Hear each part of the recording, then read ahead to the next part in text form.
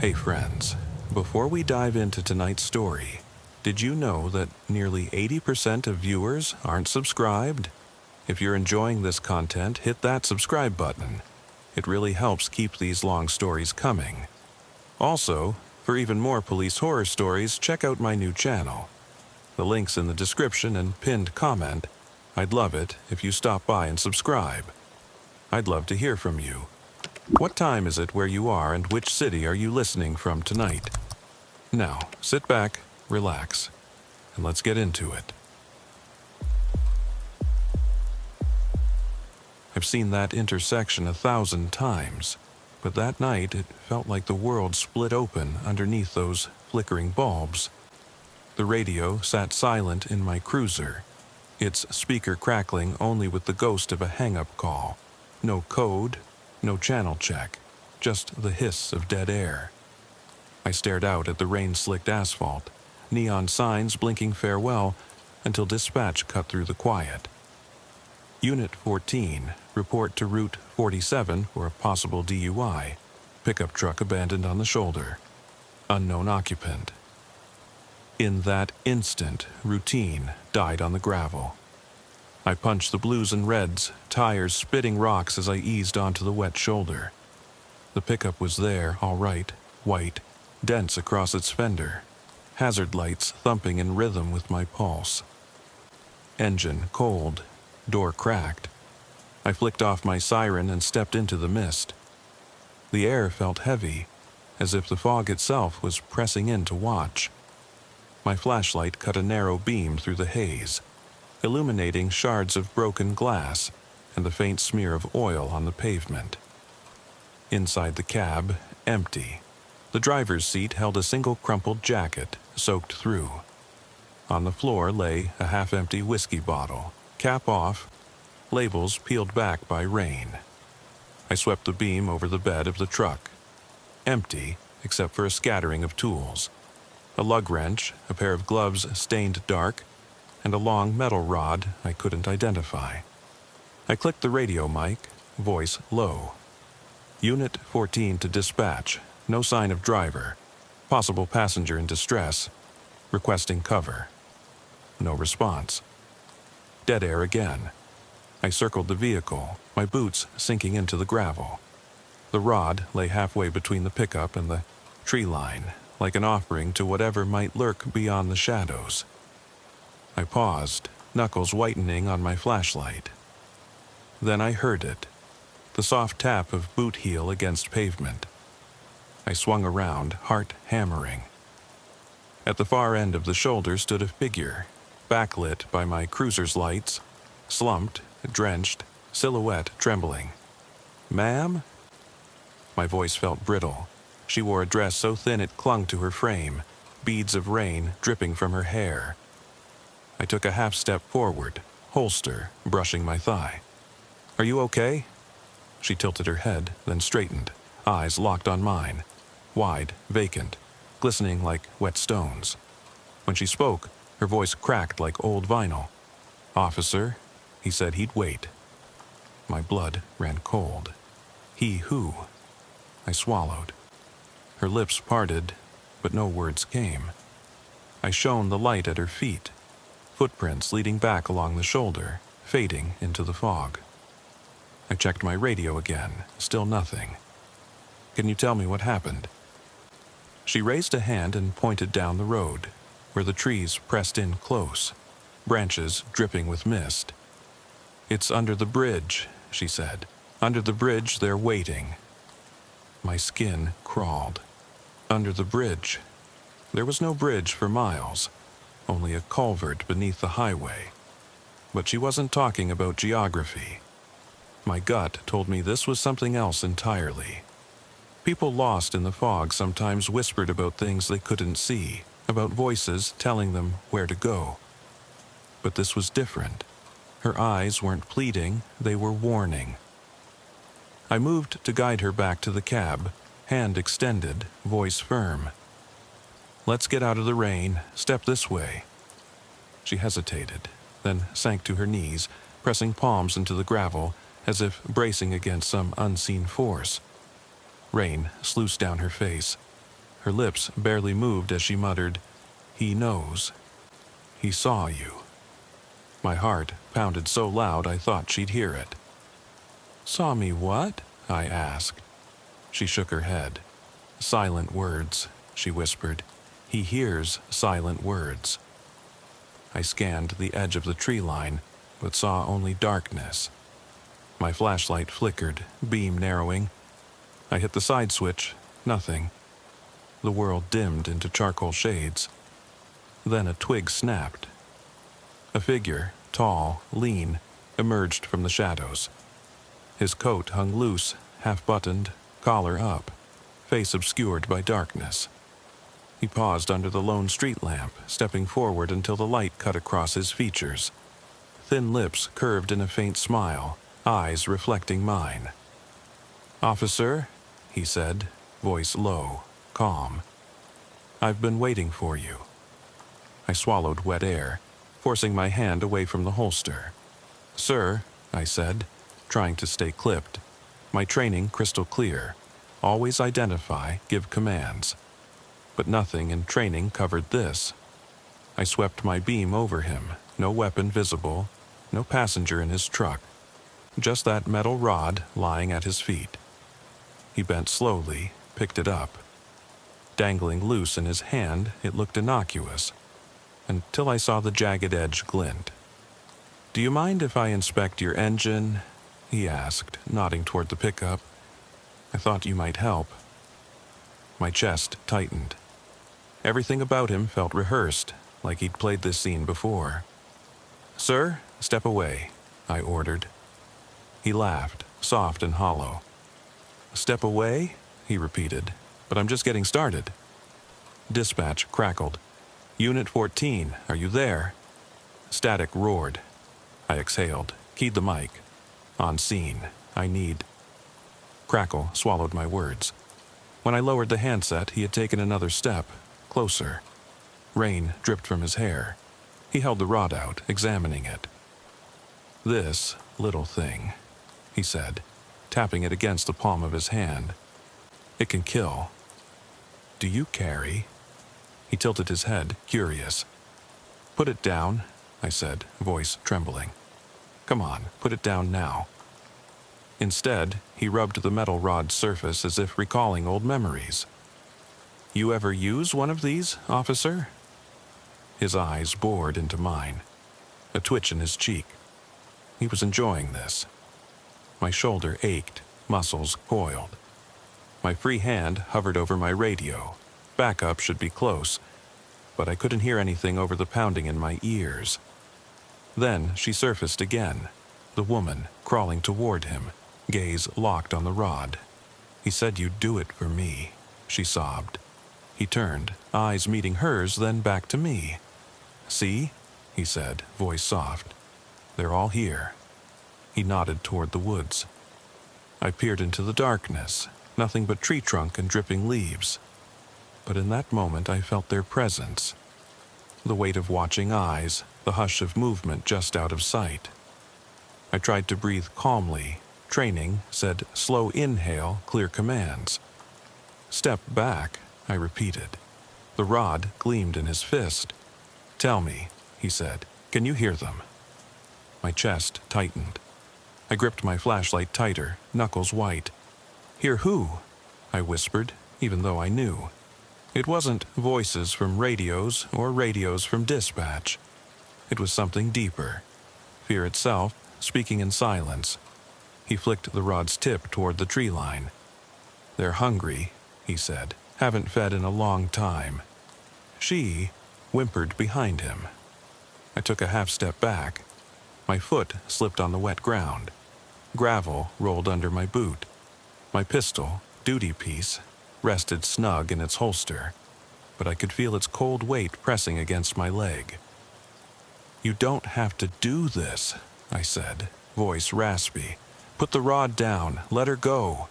His smile widened, but only on one side. "But I don't want to hurt her," he said. "I want to save her."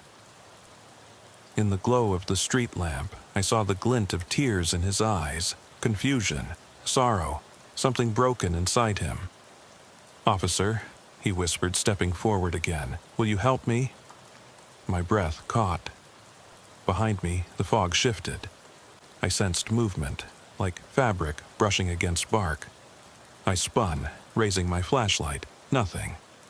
Turning back, he was closer, rod raised. "Faint heart," he murmured. Then he brought the rod down in a deliberate arc. I fired twice without thinking. Bright flash, thunder in my ears. The rod clattered to the ground. He staggered, eyes wide, disbelief pooling in them. I dropped to one knee, heart racing, radio finally crackling. "Unit 14, what's your status?" I keyed the mic, voice shaking. "Shots fired, one down." "Behind me," she cried out, stumbling toward his prone form. Sirens wailed in the distance, late but coming. I holstered my weapon, knelt beside him. His breath came in rasping gasps. He stared at me, blood dark on his coat. "Silent words," he rasped. Then he blinked, and his eyes went still. My chest tightened so hard it burned. I heard her scream behind me, thin and high, the soundtrack of dread. I closed my eyes for a moment, heard the rod skitter across the pavement. When I opened them, she was gone. No footprints, no fallen gloves, no whiskey bottle. Just the empty road, the dying man, and me left holding the weight of everything unsaid. I didn't look back when backup arrived. I never looked back. But sometimes when I close my eyes, I still see that rod and hear the echo of his last words drifting through the fog. Silent words.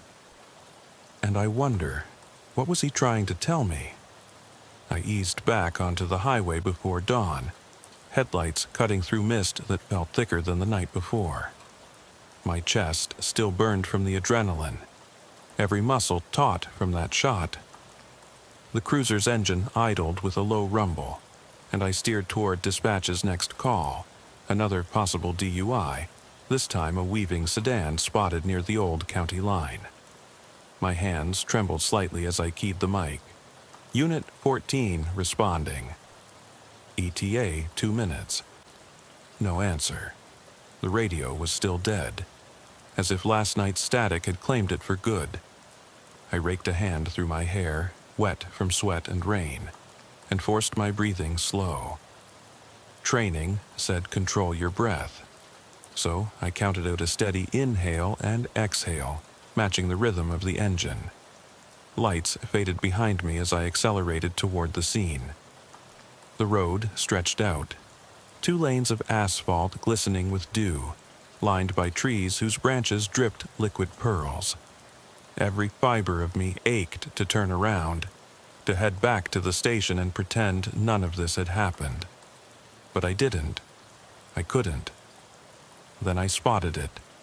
A silver sedan drifting across the yellow stripe, headlights blurring like cigarette embers in the fog. I flicked on the cruiser's lights and pulled up behind him, tires rolling over the damp center line. He eased onto the shoulder, wheels crunching gravel. I killed the siren and stepped out, flashlight in one hand, radio mic clipped to my vest. The air was so silent I could hear my boots settle on the ground. "Morning, sir," I called, voice low. The driver's window rolled down with a whine. A man's face swam into view. Late 50s, sharp cheekbones, eyes rimmed red. He wore a stained polo shirt and held the wheel with one hand, the other hovering over a crumpled paper bag on the passenger seat. His gaze flicked to me, unfocused, like someone watching their own reflection in a cracked mirror. "Morning, officer," he slurred. "Sorry, I had a flat tire." He tapped the steering wheel with trembling fingers. Threw my spare, though, can't find it. I scanned the bed of the car, no tools, no jack. Just a mess of fast food wrappers, a half-empty water bottle rolling beneath the pedals. "License and registration, please," I said. He fumbled, hand shaking as he reached for his wallet. I saw his driver's license picture. A clean-shaven man, neat hair, unrecognizable compared to this. I waved my flashlight into the back seat. Nothing, except a single suitcase, old leather, slashed at the seams. Inside, I glimpsed rolled-up clothes, a rusted chain, and a faded photograph tucked between pages of a tattered notebook. The face in the photo was indistinct, but the man's hand hovered protectively over it, as if afraid it might slip away. "Sir, step out of the vehicle," I said, voice firmer. He froze, eyes wide. "Why?" he asked, panic threading his words.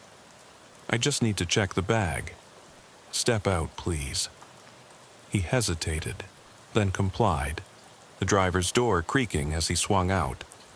I closed the door behind him and approached the sedan. The night air felt colder now, the fog pressing in again. "Are you under the influence?" I asked. He blinked, head tilting. "Not drinking," he said, "just anxious." He held out his hands. I saw small cuts, dried blood at the knuckles. "I swear, officer, I'm fine." But his eyes darted to the forest edge, as if expecting someone to emerge. I opened the suitcase. Cloth, a small flask, the notebook. The pages were full of entries, scribbled dates, times, phrases like, "He watches," "Under the road," "Don't let him through." My heart pounded. "Explain this," I said, flipping the notebook open. The man's lip trembled. "They said it'd be here," he whispered. "He said he'd take her." "Who?" I demanded. He shook his head. "They're under the road," he said, "beneath the asphalt, waiting." My breath caught. I glanced at the fog-shrouded highway. Nothing, just trees leaning into darkness. Dispatch finally crackled. "Unit 14, backup ETA 3 minutes. Relief rolled through me, but it was hollow. The man knelt on the gravel, pressing his hand to his ear. "He's whispering," he said. "I can't ignore him." I crouched beside him, training, screaming for calm. "We need to get you off the road," I said. "You're a hazard." He shook his head violently. "No, you're the hazard. You'll let him in." His voice cracked. I glanced at the open door, 6 inches of clearance between the road and his car. "Sir, I'm going to have to arrest you if you don't comply." He stared, bleary and defeated, and then laughed. A bark of a laugh that skidded across the shoulder.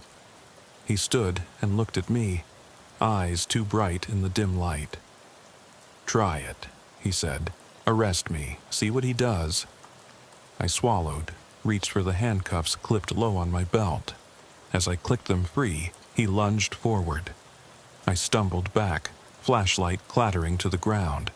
The beam rolled, tracing his face, twisted, desperate. He snapped the front of the suitcase into my shins, steel corner biting into boot.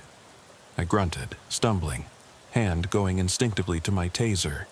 He seized the chain on top of his clothes and swung it like a pendulum.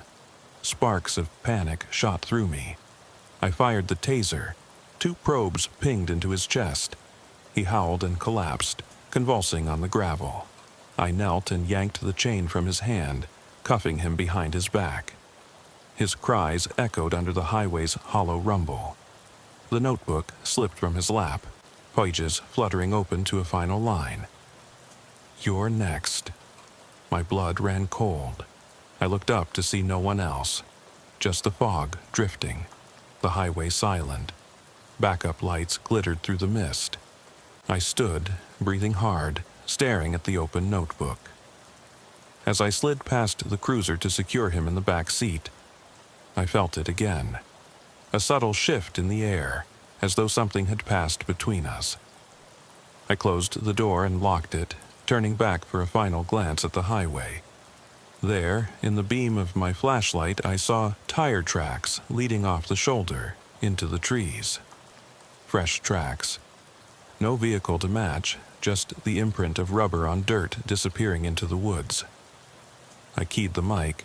"Unit 14 to dispatch. Possible second vehicle abandoned." Repeat, "Possible second vehicle." Static filled the speaker. I scanned the tree line. Nothing but darkness and those tire tracks. 100 questions pressed my skull. Behind me, the arrestee's ragged breathing slowed into silence.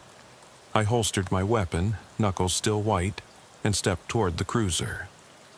The woods were still, but I felt watched. I knew I should call off the search until backup arrived, but I couldn't. Something in that man's eyes, in the scrawl of his notebook, whispered to me. So I pocketed the notebook, slid my flashlight onto my belt, and stepped into the fog. Every crack of twig underfoot felt like a shout in the night. My breath fogged in front of me, heartbeat thudding in my ears louder than any radio static. I drew closer to the tracks, skin crawling with each step. Then, just before the trees swallowed the beam of my torch, I saw it. A single, small shoe, child-sized, half buried in the dirt, its laces frayed. I froze. My stomach flipped. That shoe hadn't belonged to the man in the sedan. And there was no logical reason it should be here, beneath the highway's guardrail, alone in the dark. I knelt, heart hammering, and reached out. The shoe's fabric was damp, sticky with mud. Inside, I found a scrap of paper, folded small. Unfolding it, I read the single word scrawled in careful print. Come. I glanced back toward the cruiser. My prisoner banged against the door, dull thuds muffled by metal. Dispatch screamed static again, backup still not responding. The fog thickened, tendrils creeping toward me. My blood froze. There was no way I was letting that shoe go unexplored. And that's when I heard the softest whisper, so low it might have been the wind. Officer, come. My gut turned. My hand hovered over my holster. I knew that I shouldn't move forward, that any second I'd regret this. But I also knew I wouldn't be able to stop myself. The whisper wasn't from any radio, and it sure as hell wasn't from my suspect. I stood, dusted dirt from my knees, and stepped off the road into the tree line, flashlight bobbing. Every breath felt like ice in my lungs. Somewhere ahead, the tracks vanished, swallowed by darkness. And somewhere out there, someone, or something, was waiting. I punched deeper into the woods, branches slapping my arms, mud sliding under my boots. My flashlight beam danced across twisted trunks, illuminating patches of fog that clung stubbornly to the undergrowth. The prisoners shouting behind me, pounding on the cruiser door, grew faint as the trees swallowed the path. My heartbeat hammered in my ears, matching the rhythm of each step, and I forced myself to slow down, to listen. Tires stopped here, I whispered to the darkness. The tracks vanished at the edge of a shallow ravine, its banks lined with moss and gnarled roots. I leaned over, shining my light down into the gloom. The ground sloped sharply, like someone had gouged a trench beneath the highway. At the bottom, I could just make out scraps of fabric caught on exposed roots, a torn sleeve, what looked like a child's handkerchief. "Sir," I muttered. "Who were you meeting?" No answer, just the distant echo of sirens that still hadn't arrived. I stuffed the notebook into my chest pocket, pages damp against my chest, and checked my radio again, static, blank. Like the forest was actively jamming me, shielding whatever lay beyond. I slipped down the ravine bank on slick earth, sliding a foot at a time until I landed in damp leaf litter. My boots sank into the soft soil, and I knelt beside the fabric. It was faded blue, embroidered with small flowers. I reached out, fingertips brushing the threads, and found the handkerchief looped with a yellowed shoelace, an odd makeshift lanyard. A whisper of movement above made me start. I snapped my light upward. A shape flitted between two birch trunks, half hidden in shadow. I swung the beam, revealing nothing but the gleam of wet bark. "Show yourself," I called. voice louder than I intended. My breath billowed. The shape reappeared, just for a second. A thin arm, pale and silent, then gone again. I rose, flashlight trembling in my grip. The air closed in, each breath tasting of damp leaves and cold earth. I thought of the uniformed face of that young dispatcher, someone who'd never know what I was walking into if I didn't come back. Guilt squeezed my chest, but there was no turning back. The prisoner was locked in the back of the cruiser with the station's only working radio. If backup was dead, it was because something wanted to keep us separated. I followed where the tracks might have continued, brushing aside ferns until I found a narrow game trail leading deeper into the woods. It climbed toward the highway embankment above, but I didn't look back. Every instinct screamed that someone, or something, was watching. Branches twined overhead, blotting out the stars, and the only sound was the soft drip of water off leaves. The game trail ended at a blind curve in the embankment, where roots formed a crude staircase rising to the road's edge. I climbed a few steps, chest tight, and paused where the underbrush gave way to a steep drop-off. Far below, the culvert under the highway yawned like a mouth. I trained my light across the corrugated steel walls. No light within, no movement, just the rhythm of water dripping through the center. I slipped off my shoulder camera, old tech, but maybe it still worked, and clicked it on. No feed, the lens fogged.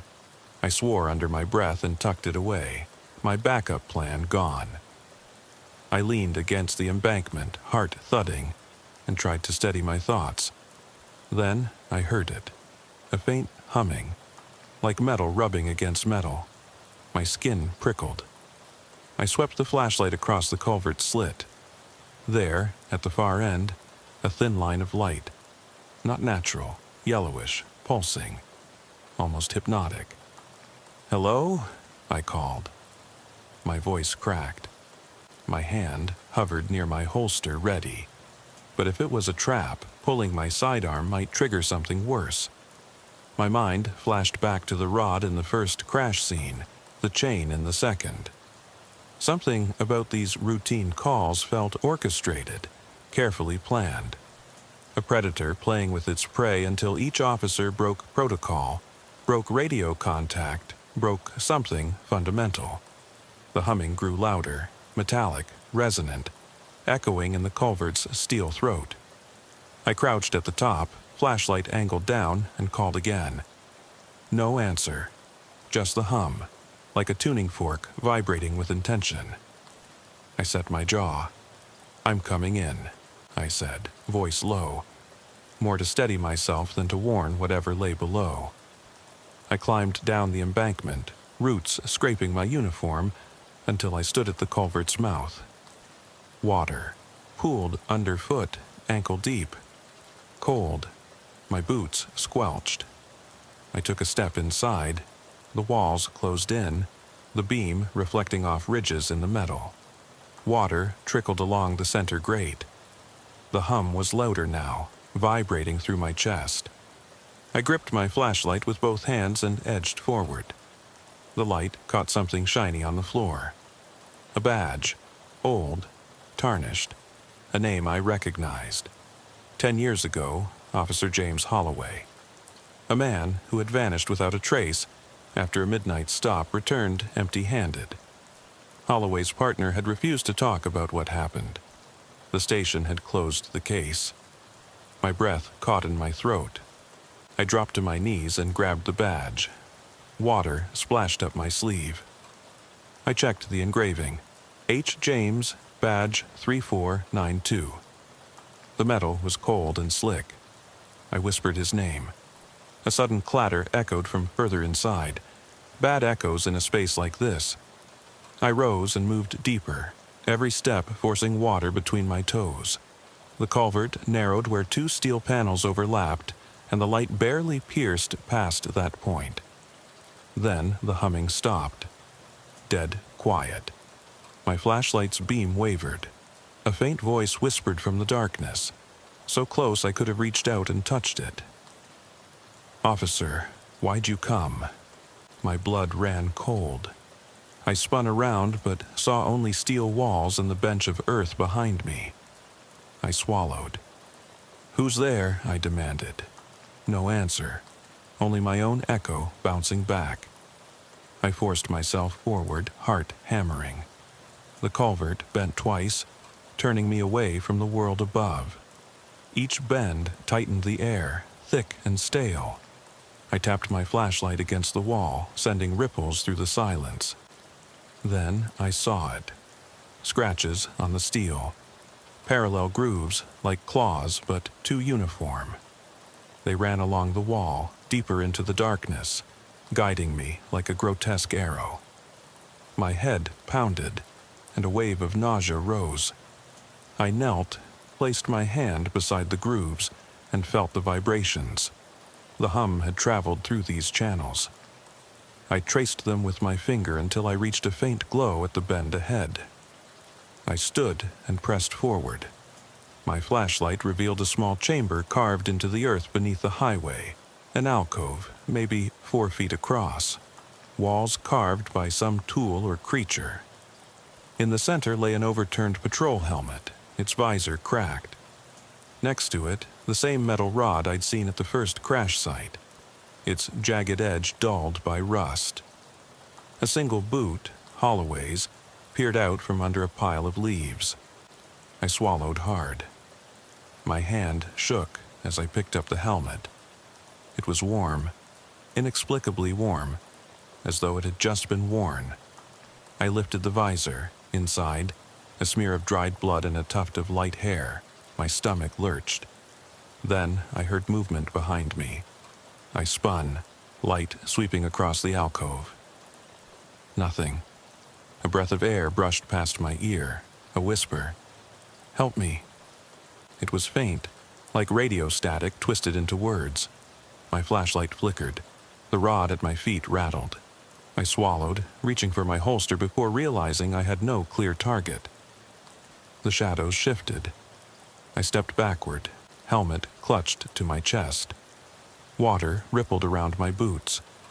Behind me, the tunnel mouth had narrowed further, as if the earth itself had moved. I squinted, trying to make out shapes in the gloom. The hum returned, low and insistent, vibrating through the steel and into my bones. "Officer," the whisper came again, closer. It sounded like Holloway, like the prisoner from the car, like every voice I'd heard tonight, layered, overlapping, impossible. I pressed against the wall, flashlight beam dancing across the steel ribs. My chest felt tight enough to crack. I glanced toward the alcove entrance, my only exit. The hum intensified, and the rod slid across the floor toward me, moving as if guided by an unseen hand. I swallowed, vision blurring. My finger trembled on the helmet strap. Dispatch crackled through my earpiece. Static, then a faint voice. "Unit 14, status?" My heart stuttered. I keyed my mic, voice hollow. "I'm detained, need immediate assistance." No answer, only the hum rising to a roar. Walls vibrating, lights flickering. The rod crept closer, jagged edge glinting in my beam. I backed into the alcove, gripping the helmet like a shield. The hum crescendos and the rod stops inches from my boot. Everything freezes, only the low thrum of metal and the distant echo of sirens I can't hear. Then the whisper, "Come." My breath stalled. I took one step backward. Then the steel door of the alcove slammed shut behind me, and I realized there was no turning back. I froze against the cold steel, heart pounding so hard I thought the walls would shake. Darkness pressed in around me, broken only by the faint pulse of my flashlight as its battery sputtered. The hum had risen to a low roar, vibrating through the floor, the iron walls, even the air. My breath echoed in my ears. My hands shook so badly I thought I'd drop the helmet I clutched like a lifeline. I forced a steady exhale. Training drilled into me. Assess, then act. My eyes strained against the void. The alcove's rough earth floor felt slick beneath my boots. With one hand pressed to the wall for balance, I swept the beam across the curved steel barrier that now sealed the entrance. No seams, no rivets, just one smooth sheet of metal. I ran my palm along it. No door, no latch, nothing.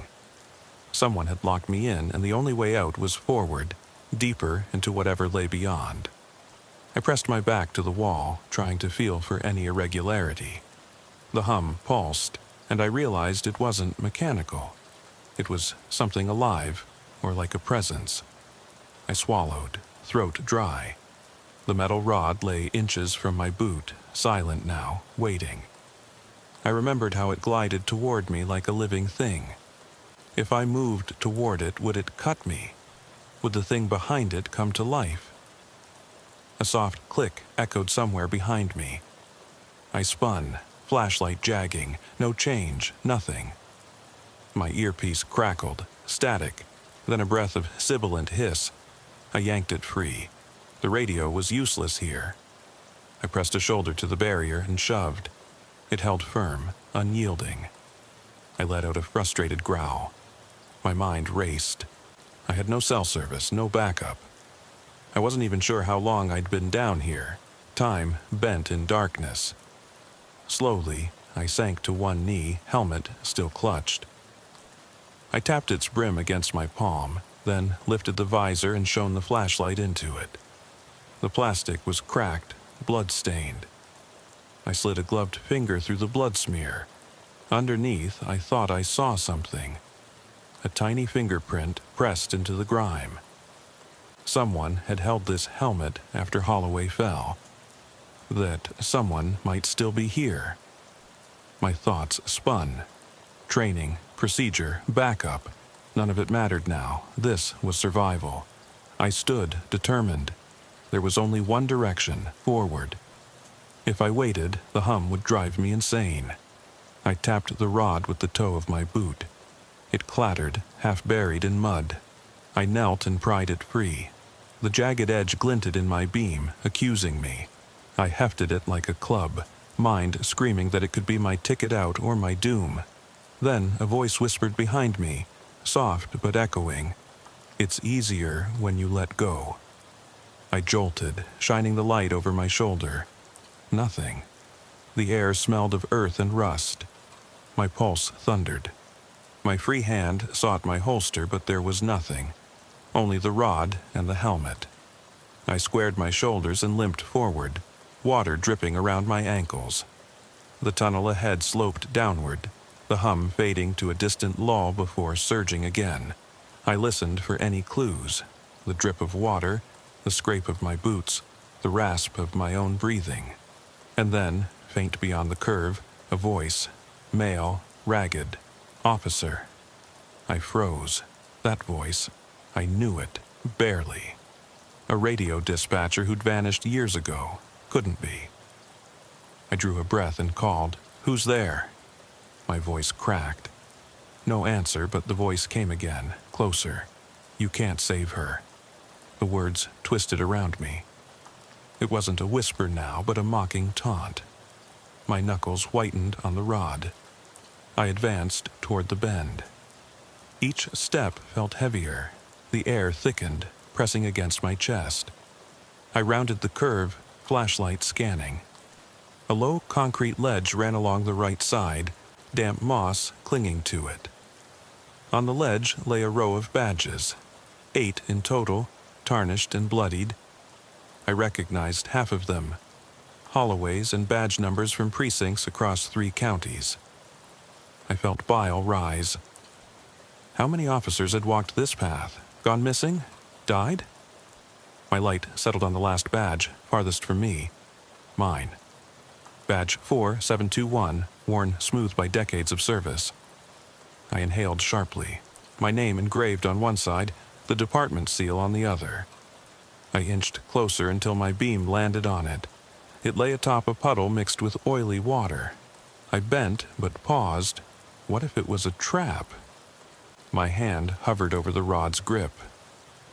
Finally, I swallowed and reached for it. My fingers brushed the cold metal. I pulled it free.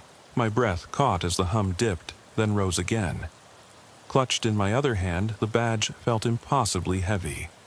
I stared at the engraving. J. Mallory. That was me, years ago, before the academy. But I never lost my badge. It was in my wallet, always. How did it end up here? My head spun. A distant scrape sounded behind me. I whirled, beam sweeping across walls. A dark shape flitted away, disappearing around another bend. My heart lurched. I edged forward until the corridor forked. To the left, the wall bore deep gouges, crusted with old blood. To the right, the tunnel mouth widened, light reflecting off water-drenched steel. The hum came from both directions, now a dissonant duet. I glanced at the rod in my grip and the helmet in my other hand. They felt like weights anchoring me to this place. I bowed my head, whispering into the emptiness. What do you want from me? No answer, only the hum. I stepped toward the wider opening on the right. Water lapped around my calves as I moved into a chamber with a low ceiling, the walls sprayed with something dark and slick. My flashlight's beam revealed carved words in the steel. They never listen. Underneath, scratched in frantic strokes, we tried to tell them. My stomach clenched. Whoever "we" was, they had tried to warn officers before me. I pressed a finger to the phrase. The metal felt strangely warm, as if still alive. A sudden gust of cold air rushed past my ear. My blood froze. Something moved in the darkness ahead, just a shift in shadow, but enough. I raised the rod defensively. Show yourself, I growled. Silence. Then a whisper so close I felt it on my neck. You brought her back. I didn't know who "her" was, but I knew I hadn't. My breath caught. The beam danced across the walls, revealing nothing but the carved message and wet footprints leading deeper. I swallowed down fear and trudged forward. The beam hit a shallow pool, water reflecting a light I didn't carry, blue-white, pulsing like a beacon. I inched closer, peering into the pool. Beneath the surface, something glinted. A single child's shoe, identical to the one I found outside. I knelt and lifted it, water sloshing around my wrists. Inside, petrified fabric clung to something small. A photograph. I flipped it free and let it float on the water. My flashlight trembled, illuminating a black and white image. A little girl, eyes bright with laughter, clutching a teddy bear. I felt a stab of sorrow and dread. Her face was hauntingly familiar, like everyone I'd ever failed to save, or perhaps like the dispatcher who whispered earlier. I shoved the shoe and photo into my pocket, heart hammering. I needed to know what this meant, but before I could move, the badge in my other hand twisted violently, metal scraping against flesh. I gasped and dropped it. It clattered to the floor, spinning until it faced me. Engraving upturned but impossible to read. A voice echoed behind me, louder than the hum. A child's giggle, soft and innocent, rising into a high trill. I spun, flashlight beam slicing the darkness. No child in sight. My pulse thundered. The giggle repeated, closer, almost at my shoulder. Officer, help me. My blood ran cold, the air rippled. My flashlight beam wavered, and in that flicker I saw her, a pale face at the edge of the light, eyes hollow, lips curved in a sad smile. She held out a hand. My breath hitched. She looked no older than 6. Wet hair plastered to her head, dress torn. She opened her mouth to speak, but no sound came. Instead, her lips moved as though mouthing words I could feel but not hear. I lowered the rod, voice shaking. What do you need? She faded at the edges, body dissolving into mist. The giggle pitched into silence, and the hum dropped into a low throb. The badge rattled again, spinning to land engraving up. "You said you'd come." I stumbled back, chest tight, helmet clattering in my hand. The water sloshed at my boots. The tunnel behind me lay in deep shadow, silent. Ahead, the pool's pulsating light beckoned like a heartbeat. The carved words echoed in my mind. They tried to tell them, they never listen. My radio crackled once. A single word. "Mallory?" My name, carried on static. My breath caught. I lifted the rod, knuckles white. Above the pool's light, the tunnel yawned wider, deeper. The hum pulsed again, and I realized it was beckoning me forward. I swallowed, chest tight. The little girl's image swirled in my mind. I swallowed past fear. I stepped toward the pool, water rising above my ankles. Every instinct screamed to run, but I couldn't turn away. And as my boot touched the water's center, I felt it. A tug, gentle but unrelenting, pulling me deeper in. I swallowed hard and let the cold pulse of the water guide me deeper, each step forward an act of defiance against every instinct screaming to flee. The beam of my flashlight bobbed ahead, cutting through the oily blackness as the tunnel sloped downward, water rising to mid-calf. The pulsing light from the shallow pool behind me dimmed into memory, replaced by a faint ethereal glow emanating from cracks in the steel walls, thin fissures leaking luminescence like veins of otherworldly ore. My rod, heavy in my hand, felt like the only tether to reality, but even it vibrated with an energy that hummed through my bones. Around me, the air tightened, as if the tunnel itself pressed in. Each breath tasted of rust and decay, a metallic tang that stung my lungs. My boots sloshed through cold water that churned faintly, as though stirred by some unseen current. The hum had quieted to a low heartbeat, steady, insistent, as though the place itself was alive. I could almost feel it watching. I scanned the walls for more clues, deeper scratches, carved words, something, anything, that explained why this culvert, this accursed artery under the highway, had claimed so many of us. But the walls were bare metal now, slick and unbroken except for the glowing cracks. Here and there, though, I spotted streaks of something, dark and crusted along the floor. Old blood, perhaps, but too dark to be sure. I stepped over them, heart racing, and pressed on. The tunnel opened into a wider chamber, triangular in shape, its apex lost in darkness above. The water pooled deeper here, swirling around my knees as I waded in. My flashlight reflected off jagged projections of steel and earth, half-collapsed panels that formed a diaphanous lattice above. Tangles of roots had forced their way through cracks, draping the space in a macabre curtain of wood and metal. The hum pulsed most strongly here, reverberating off every surface. At the far end of the chamber, I saw an archway, brute steel framing a dark passage that dropped even deeper.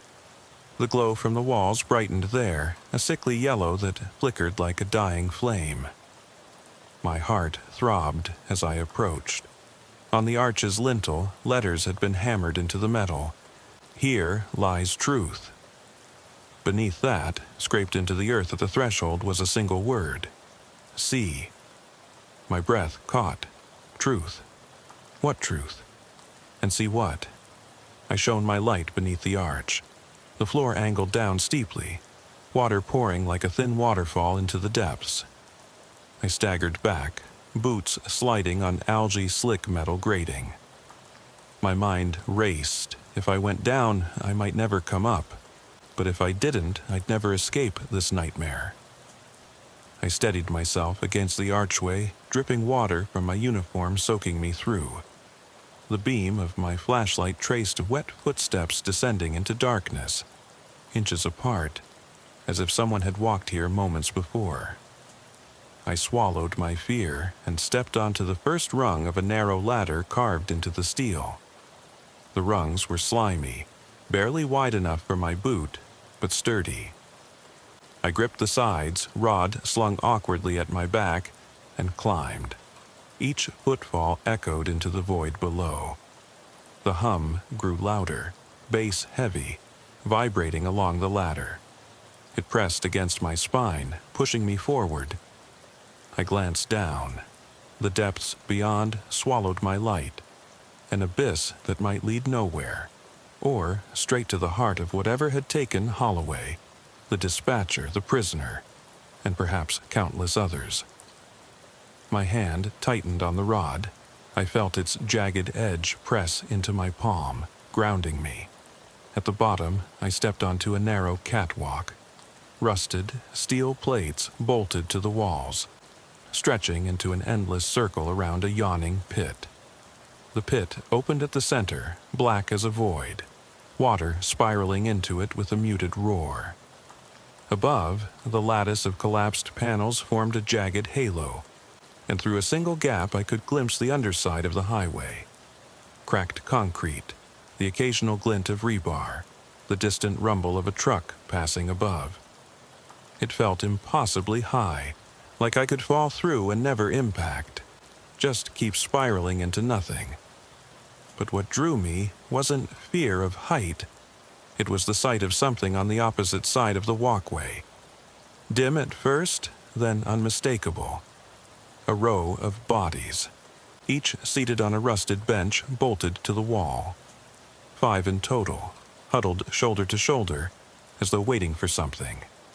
Uniformed forms dark with wet grime, badges visible on their chests, faces turned away. I swallowed and pivoted the beam. Holloway was there, slumped in the middle, head tilted, jaw slack. Black hair plastered to his collar. Next to him, the cellmate from the sedan, chains still wrapped around his wrists, never removed. On the ends, 2 figures I recognized from case files. An undercover detective who'd vanished in a highway ambush last year, and a rookie whose squad car had rolled near here and never been found. My heart thundered. What were they doing here? Alive? Dead? The beam found their eyes, if they had any, just hollows reflecting light like empty sockets. I inched closer, each step sending the catwalk vibrating. My boots left prints in the wet.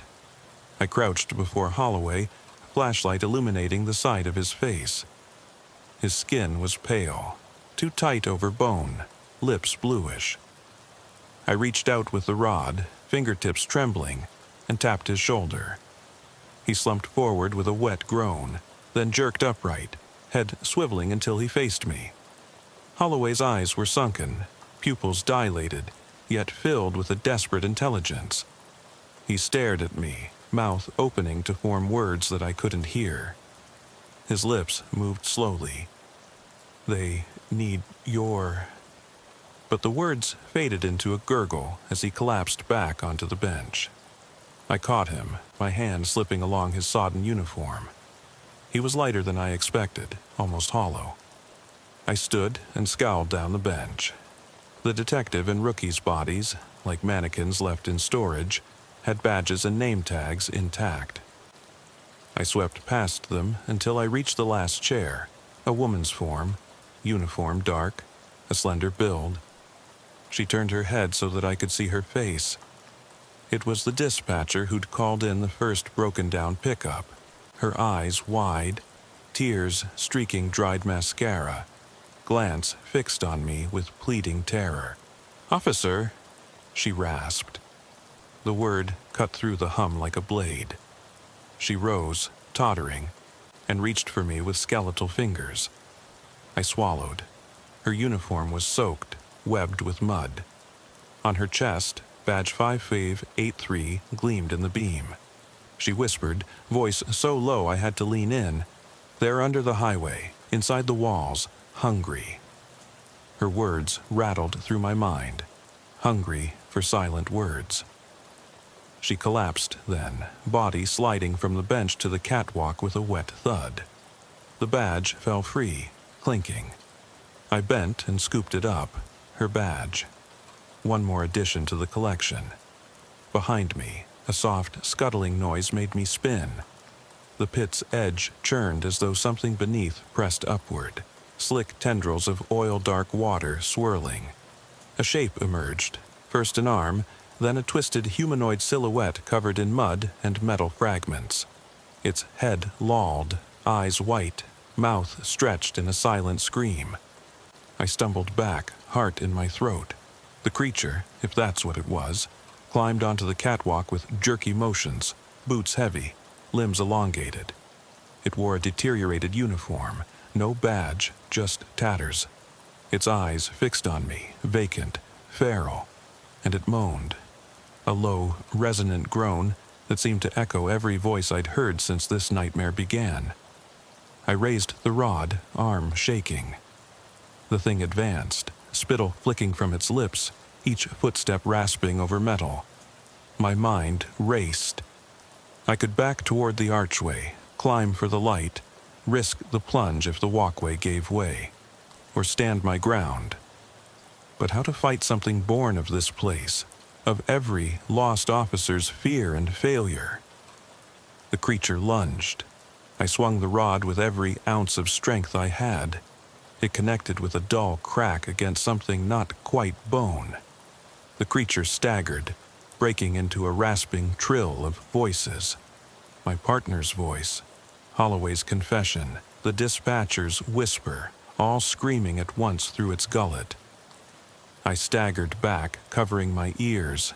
It roared, a sound like bending steel, then pitched forward into the black pit. I rushed the edge, peering down. The creature's body slid into the water, disappearing into the whirlpool.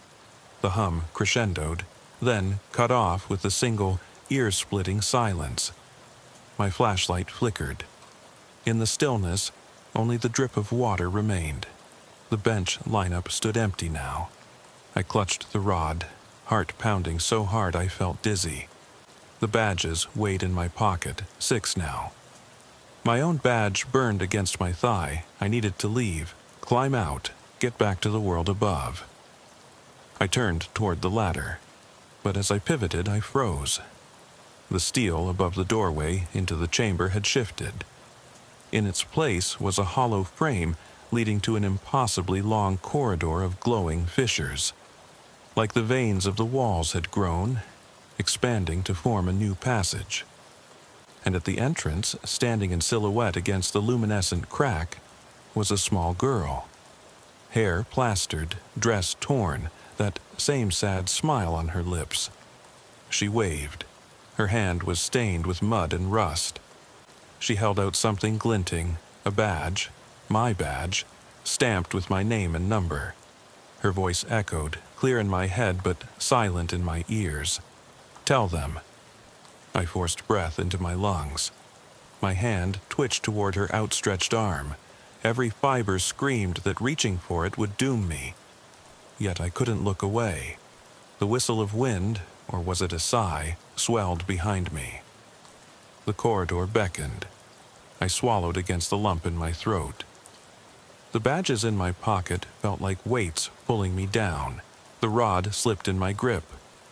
The girl's smile widened, and the fissures in the walls pulsed in time with the last beat of my heart.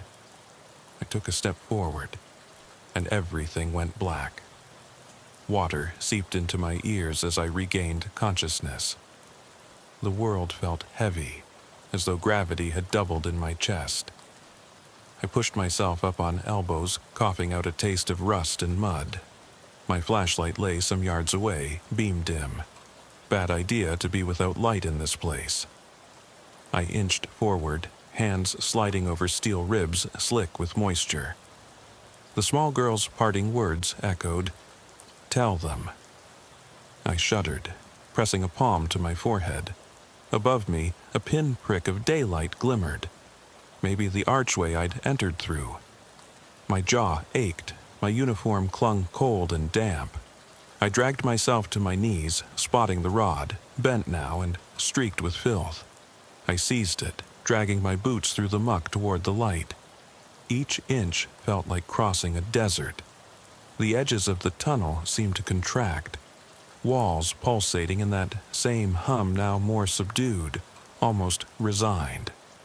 A distant rumble reached me, faint but familiar. A truck on the highway. My pulse quickened.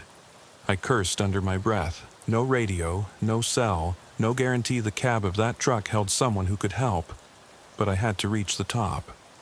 I pressed onward, climbing the ladder, joints screaming, until my shoulders broke through the hatch and spilled me onto the embankment. Rain lashed my face, cold and cutting. I gasped for air, half laughing in relief. Behind me, the hatch sealed itself with a metallic click, as if the culvert had devoured a prisoner. I lurched back, coughing, heart pounding. The culvert mouth was empty, still flooded, but silent now. The wind carried the hush of water retreating beneath the road, and for a moment I felt the wrenching isolation that had gripped me underground. I staggered to my cruiser. Headlights off, passenger door ajar. I half expected the prisoner to be cowering in the back, battered and desperate. Instead, the seat was empty, cuffs dangling from the headrest. My own badges lay on the floorboard, 6 in all, arranged in a neat line. Holloway's, the dispatchers, the detectives, the rookies, the cellmates, and mine, tarnished and damp. I swallowed hard, sliding the rod under my arm and scooping up the badges, tucking them into my coat pocket like a grim tally. The cruiser radio burst to life. "Unit 14, are you okay?" The voice was frantic. "Backup, finally, or dispatch maybe."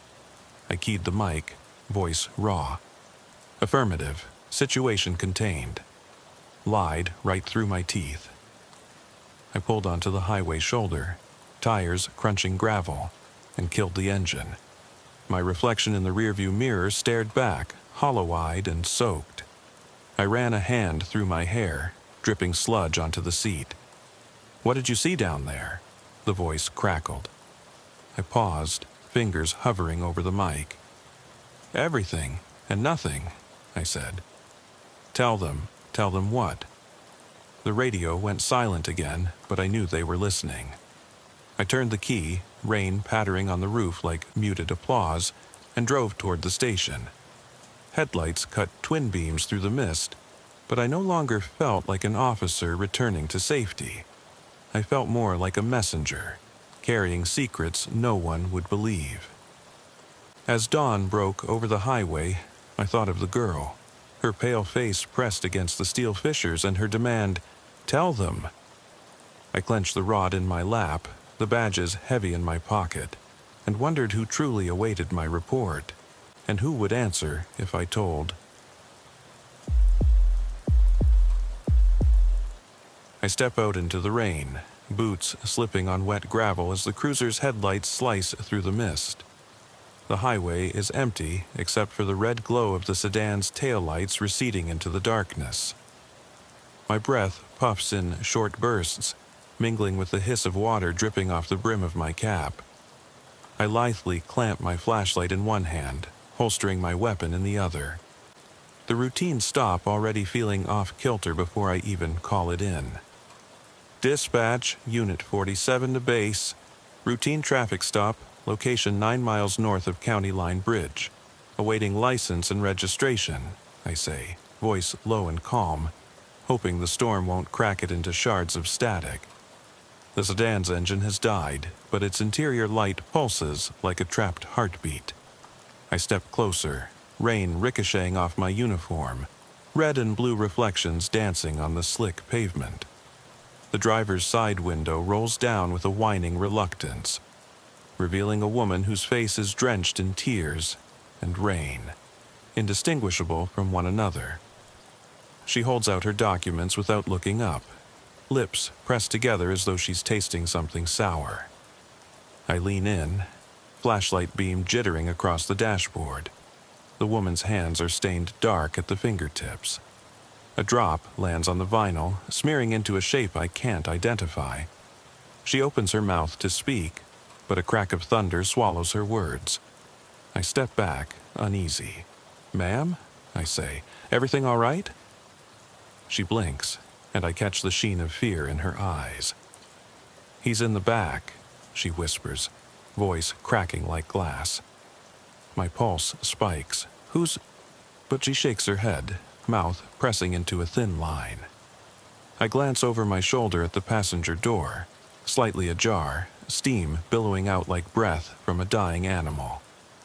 My training screams to secure the scene, but instinct tells me to move slowly, keep things calm. I touch my radio again, half expecting the crackle of backup. Nothing but static. I nod. "I'll check the back seat," I say quietly. She steps out, boots splashing in shallow puddles, eyes never leaving mine. She folds her arms, clutching herself as though to hold together what's already fallen apart. I open the rear door. The smell hits me first, sweet, metallic. I train the flashlight across the seat, dark stain spreading like a bruise. No one's there. I run my gloved fingers through the wet upholstery. It coats my glove in slick warmth. No footprints in the raindrops on the doorsill. No smears on the shoulder strap. It's as if someone vanished into thin air, leaving only a stain and a memory. "Sir?" I glance at the driver, reaching for her arm, but she steps back, shaking. Her eyes brim with tears, but there's something else there. Resolve. I couldn't call it in," she stammers. "When I heard it, I couldn't." I swallow, the ache in my chest unfamiliar. "When did you hear it?" The woman's jaw clenches. "A knock," she says. "On my front door. I went out to see who it was. Then he was gone." My grip tightens on the flashlight. "Did you see him?" She shakes her head again, so violently her shoulders shudder. Number I only heard the knock, then footsteps. I ran to the car. I was safe until I looked back. She glances over her shoulder at the side road disappearing into darkness. Gravel crunched. Footsteps. The hair on my neck stands up. I look down at my boots, water pooling around them, but no footprints leading back to the edge of the pavement. "Ma'am," I say softly, "can you tell me what you heard exactly?" She fights to steady her breathing, each exhale a rasp in the humid night. 3 knocks, like someone tapping on a wooden door, then footsteps, away from the house. Then I saw the blood. My chest tightens. "Blood?" She points at the open passenger door. "He dripped blood onto the mat. I didn't see him, but I saw it." She swallows hard, pressing her lips together until I fear they'll crack. "Please, you have to believe me." I nod, though I'm not sure what I believe anymore. I holster my fist and run the flashlight beam down the length of the sedan. The stain's gone darker in the gloom. I lean in, the beam catching a stray thread of red on the seatbelt buckle. I straighten up, rain pelting the brim of my cap, and look at the woman. Her teeth are clenched, eyelashes speckled with droplets. For a moment, she's not just a frightened driver. She's a survivor, clinging to her last shred of reason. Her knuckles are white where she grips the door frame. "We'll get someone out here," I say, already mentally calculating how long it'll take. Too long. "Hang tight. I'll check your house, then we'll get you somewhere safe." She nods, her chin trembling. She opens her mouth, then closes it, looking past me. I follow her gaze down the highway, where the taillights of my cruiser recede into the darkness. There's nothing there. No second officer, no sergeant's car. Nothing but the looming black of endless road. I step back, heart hammering, and glance at the open rear door again. The beam of my flashlight catches something on the floor mat. A small, smeared fingerprint pressed into the rain-dark vinyl. It looks too small to be a man's. Maybe a child's, or smaller still. I kneel, expecting to find a gloved print, but my fingers brush the smudge and come away coated in damp blood. A gust of wind rattles the sedan, making the rear window shudder. I look up, thinking I hear a whisper, just as the car's radio crackles alive with static. Unit 47, reports status, over. I fumble for the mic. My glove skids on the cold metal. The woman stiffens beside me, eyes wide as saucers. I clear my throat. Got something here, I say, voice unsteady. Possible victim in the back seat, no sign of him. House looks empty. Need EMS and homicide now. The radio falls silent again. I glance toward the house. A simple two-story with an overgrown lawn, shadowed windows. The front door hangs ajar. Nothing stirs inside. I stand, heart pounding so loud I'm certain the driver can hear it. I raise my flashlight and gun in one practiced motion, moving toward the door. Rain streams off the porch roof in waterfalls. I step up, flashlight beam dancing across cracked paint. A single step on the wooden porch echoes like a gunshot in the empty night. My radio crackles once more. Unit 47, please respond. Static swallows the rest. I reach for the doorknob. My breath catches. Inside, the floor is pristine. No footprints, no drips of blood. Just dark wood and silent rooms. Then I hear it. A soft thump from upstairs, like something heavy being dragged across the floor. My flashlight flickers. I tighten my grip on the railing and whisper into the empty hallway. If someone's up there, come out with your hands where I can see them. Silence. Then the thump again, closer this time. My heart skitters in my chest as I take the first step up the stairs, the wood groaning beneath me. And in that moment I realize I'm not just investigating a traffic stop gone wrong. I'm the one who walked right into it. I crept up the stairs, each step a protest of old wood groaning under my weight, the beam of my flashlight tracing warped floorboards and peeling wallpaper. The air inside the house was unnaturally still. No hum of electricity, no distant hum of highway noise, just the low rumble of my own blood in my ears. I swung the light left, revealing a narrow hallway lined with closed doors. The thump I heard echoed again, louder now, as though something was being dragged across the floor in the master bedroom at the end of the hall. My heart pounded so hard I could taste it. I paused at the top, gun raised, breath slow but deliberate. For a moment, I thought I saw movement behind a partially open door, just a flicker at the edge of my vision. I took 2 careful steps forward, the flashlight catching a blood smear on the wall, smeared as though someone pressed their palms there to steady themselves. Below it, a trail of tiny droplets led toward the bedroom. Each drop was a dark promise of what lay beyond. I swallowed, throat dry. "This is the last warning," I called, voice low but firm. "Come out now, hands up." My words felt hollow, drifting into the silent air, unanswered. I reached the bedroom door and nudged it with my flashlight barrel. It swung inward on its hinges with a slow creak that reverberated through the hallway. I stepped inside. The room was dim, only the narrow beam of my light cutting through shadows. A canopy bed stood against the far wall, sheets tangled and stained. On the nightstand, a picture frame lay face down, the glass cracked. I leaned in, carefully flipped it, and froze.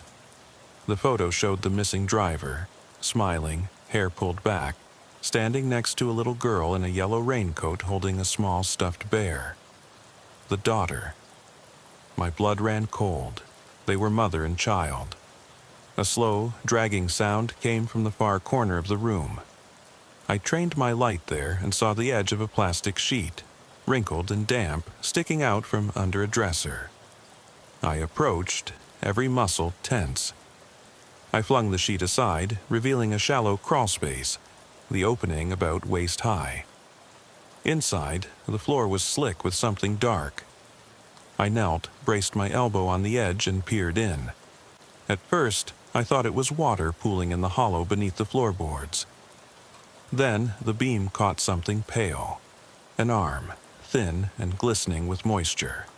I recoiled, heart hammering. I shone the light fully into the crawlspace. There, half hidden beneath a thin mat of grime, lay the small body of a child, curled in a fetal position. Her eyes were closed, face peaceful despite the wet hair plastered across her forehead. Her favorite bear snapped in two beside her. I realized with a jolt that this must be the missing girl from the photograph. My radio fell silent in my hand. I swallowed hard, mouth dry, mind racing. How long had she been here? Who put her here, and why? A distant voice came crackling through the static, a voice I was desperate to hear. Unit 47, this is dispatch. Do you copy? Over. Relief and dread collided inside me. Copy dispatch, I replied, my voice trembling more than I cared to admit. Mother's missing, and there's a child. Found her in the crawlspace. She's cold to the touch. I need EMS and homicide here ASAP. I climbed back to my feet, turning to lock the crawlspace. Behind me, the bed's sheets rustled, though no breeze blew through the closed windows. I spun, gun raised, and swept the light across the room. Empty. The drapes hung motionless. I let out a breath I'd been holding. That's when I noticed footprints on the dusty floor. Tiny footprints, like a child's, leading from the crawlspace toward a closet door in the corner. I stepped toward them, boots crunching on the thin layer of debris. I reached the closet and hesitated, hand on the knob. My flashlight's beam caught the scuffed outlines of more tiny prints, then a smear of blood on the inside of the door. Slowly, I pulled it open. The closet was dark, but I shone the light in, illuminating a single raincoat hanging inside, bright yellow, the same one the girl wore in the photograph. The pockets were turned out. Empty. My heart stuttered. A soft click sounded behind me, and I whirled around, gun raised, expecting someone to step out of the shadows.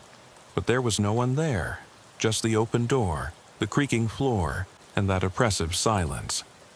I took a step back toward the closet, and that's when I saw it, scraped into the wooden floorboards, just outside the closet, a single word carved with blunt force. Wait. My chest tightened so fiercely I thought I'd pass out. Wait. The same word from the car, the same warning. I radioed dispatch again, voice shaking. There's a message here. Car said, wait, now this. Static answered me, then nothing. Suddenly, the overhead light flickered on. Electricity surging through the house for the first time since I arrived. The glare was harsh, illuminating the hallway through the open door behind me. In the hallway, I caught sight of a figure, tall, indistinct, standing just out of arm's reach. I jerked the gun up and fired, but the shot rang hollow, echoing off the walls. The figure vanished as I reloaded, leaving nothing but a cold breeze and the rain's distant patter. I stumbled out of the room, heart pounding, and slammed the bedroom door shut. My flashlight beam shook as I turned back toward the stairs. My radio crackled weakly. Unit 47, please respond. I groped for the mic. I suspect is inside, need immediate backup. I slid down the wall, kneeling, my back to the door, gun trained on the knob. Behind me, soft footsteps, bare on the wooden floor, approached.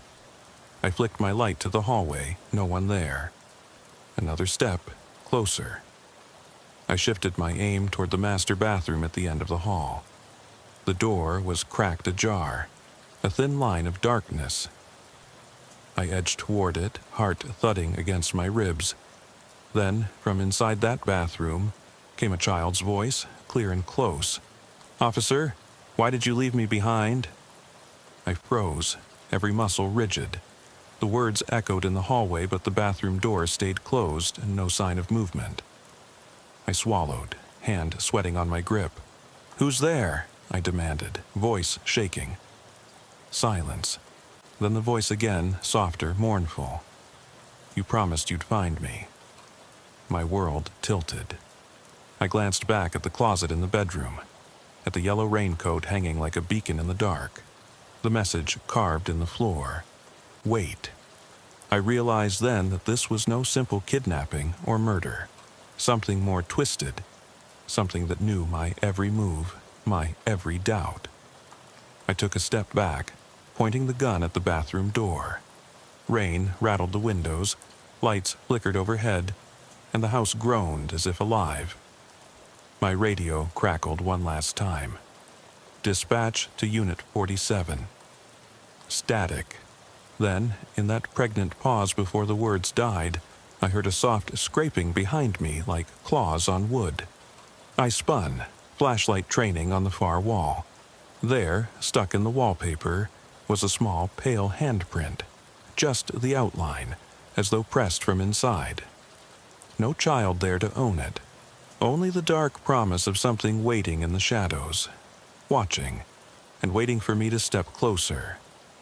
I stood frozen on the landing, the beam of my flashlight trembling, the word "wait" carved into my mind.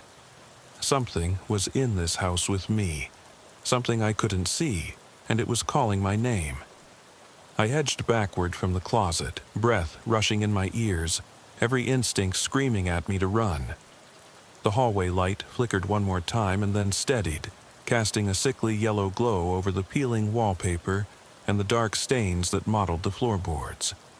My flashlight trembled in my grasp, the beam slicing a narrow path through the gloom, illuminating the word "wait" scorched into the wood. The echo of that child's voice still lingered in the air. "You promised you'd find me." My heart pounded as I reached up to slam the closet door shut, but my elbow caught on the frame, jostling it open again with a squeal of hinges. The yellow raincoat swung free, its empty sleeves swaying like arms beckoning me deeper into the darkness.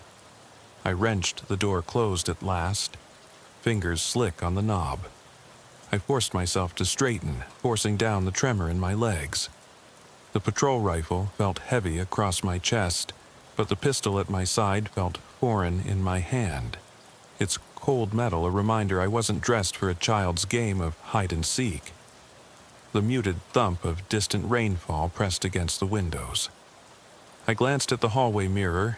My reflection stared back, cap askew, jacket unzipped, eyes wide and unblinking. I swallowed hard, steeling myself for what came next. My radio crackled again, a lifeline in the suffocating hush. Unit 47, dispatch. ETA 5 minutes, came the reply. 5 minutes, 300 seconds to find evidence, rescue a missing girl, confront whoever was toying with me. If someone was even still here. I pressed a finger to the radio mic. Copy that, securing scene. Proceeding to kitchen, then basement check. I left the bedroom with deliberate slowness, sweeping my light across family photographs perched on the wall, vacation smiles, graduations, birthdays. One frame at floor level showed a red-haired boy clutching his sister, the very girl I'd found in that crawlspace, her lips pursed in mock horror. A tiny voice in my head whispered that neither of them were truly smiling now. The hallway ended at a staircase descending into the kitchen. I climbed down one step, then another, counting each creak as the beam of my flashlight flared across a linoleum floor speckled with grime. The kitchen light hung dead above a long wooden table, scarred by years of meals. Chairs were overturned, and the cupboard doors clattered open, revealing empty shelves. A single wine glass lay shattered among shards of ceramic on the counter. My breath caught. I spotted footprints in the dust. Adult prints leading toward the pantry, then smaller prints trailing behind toward the back door. I followed them, each footfall raising new questions. Where was the mother? Where was the child's captor? And why leave this grotesque breadcrumb trail? I reached the pantry and shone my light inside. The shelves were bare, the walls scuffed and splintered. Then I noticed the floor. A scrawl etched into the wood, this time written in something darker than stain. Help me. A flash of movement down the hallway caught my eye. I pivoted, pistol swinging up, but there was nothing. Only the grimy linoleum and the hollow ache in my chest. I moved toward the back door. The handle turned under my gloved hand, and the door opened onto a narrow mudroom. Rain poured in, drenching the old welcome mat and pooling at my boots.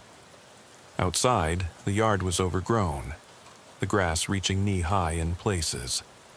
The stone pathway leading to the detached garage was slick with moss. I stepped out, cold water running into my socks. Beyond the garage, the distant highway glowed faintly, red taillights moving in a slow crawl. My cruiser was parked off to the side, its lights still spinning, but the offender vehicle was nowhere in sight. Whoever had orchestrated this had vanished again, dissolving into the night like smoke. I holstered my pistol and radioed dispatch. Unit 47. Outside, moving to garage, stand by. No response. Static. I clicked on my flashlight's high beam and headed for the garage door. Its paint was chipped, the hinges rusted. Inside, the engine bay of an old pickup truck sat empty, hood propped open as though someone had performed emergency repairs. Tools lay scattered on the floor, wrenches, screwdrivers, a coil of wire. I knelt to examine them, shining light over each piece. Everything was wet, slick with rain, no fingerprints visible. Then I noticed a smudge on the handle of a wrench, clean, as if placed there for me to find. I ran a gloved finger across it. Warm. A low groan reverberated through the garage's bare rafters. Wood contracting, settling, or perhaps someone shifting. My pulse sped up. I spun, beam sweeping the shadows.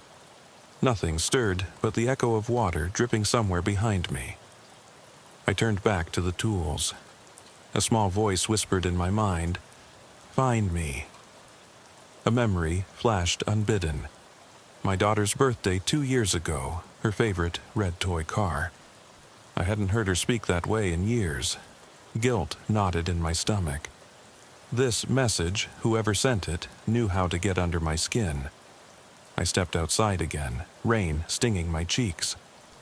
In the yard, my footprints tracked back toward the house, but I saw another set of prints, smaller, leading around the side to a broken fence gate. I followed them, boots squelching through mud. At the gate, I found a locket in the grass. The girl's locket, engraved with her initials. The chain was snapped. I closed my hand around it, the metal slick and cold against my palm. A crack of thunder rattled the sky. I looked up to see a shape perched on the garage roof. A dark silhouette. Heart in my throat, I raised my weapon and fired a warning shot. The shape shifted and disappeared over the edge. No scream, no thud, just the soft patter of rain on shingles. My adrenaline surged. I radioed again. Suspect sighted on roof. Warning shot fired. Approaching house again. Silence answered me. Strange, none of my calls were getting through. I pounded the mic, but only static met my ears. I sprinted back to the mudroom door, yanked it open, and re-entered the kitchen in one fluid motion. The doorway opened onto the hallway, walls lined with more photographs. Family vacations, graduations, the mother hugging her daughter under fairy lights. One photo was askew, frame broken. I picked it up. The mother's eyes were red-rimmed, smiling through tears. Behind her, the little girl's face looked blank. I dropped it with a clatter. Upstairs, something thumped again, like a door slamming. My boots skipped the bottom stair. I raced upward, flashlight swinging wildly. Hands gripping the banister, I reached the top step, pressing my ear to the wood. The floorboards groaned under the weight of whatever was moving behind closed doors. I forced myself to count. Door on the right, bedroom, door on the left, bathroom. I chose the left. The bathroom door was cracked. I shoved it open with my shoulder. The tiles were cracked, sink faucet dripping. On the mirror, someone had scrawled in lipstick, "Leave now." Below the message, a handprint marred the glass, smudged in places, as if someone had tried to wipe it away. My flashlight beam caught a streak of red in the basin. I stepped closer. A torn piece of paper floated in the sink, edges ragged. I fished it out and unfolded it. A child's scrawl, letters uneven. Daddy said I was bad. He said I'd disappear like the rain. "Please, officer, find me." My breath caught. I dropped the note. The door behind me slammed shut. I whirled around, pistol raised, but the bathroom was empty. The note flapped in the pool of water near my feet. I picked it up again, voice trembling. "Who's there?" Silence. Then, behind me, a soft giggle, like a child playing hide-and-seek.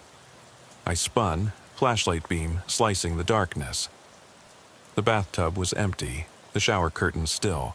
The only movement was my own reflection in the window, eyes wide, face pale. I lowered my flashlight, heart pounding. A whisper drifted through the closed door. "You'll never leave." I rammed the door open, stumbling into the hallway, and raced down the stairs 2 at a time. The second I hit the kitchen floor, the lights went out. Whole house cast into blackness. My flashlight flickered off too, dying with a pop. I stood frozen in the pitch dark, ears straining to hear the child's voice or the scuff of boots.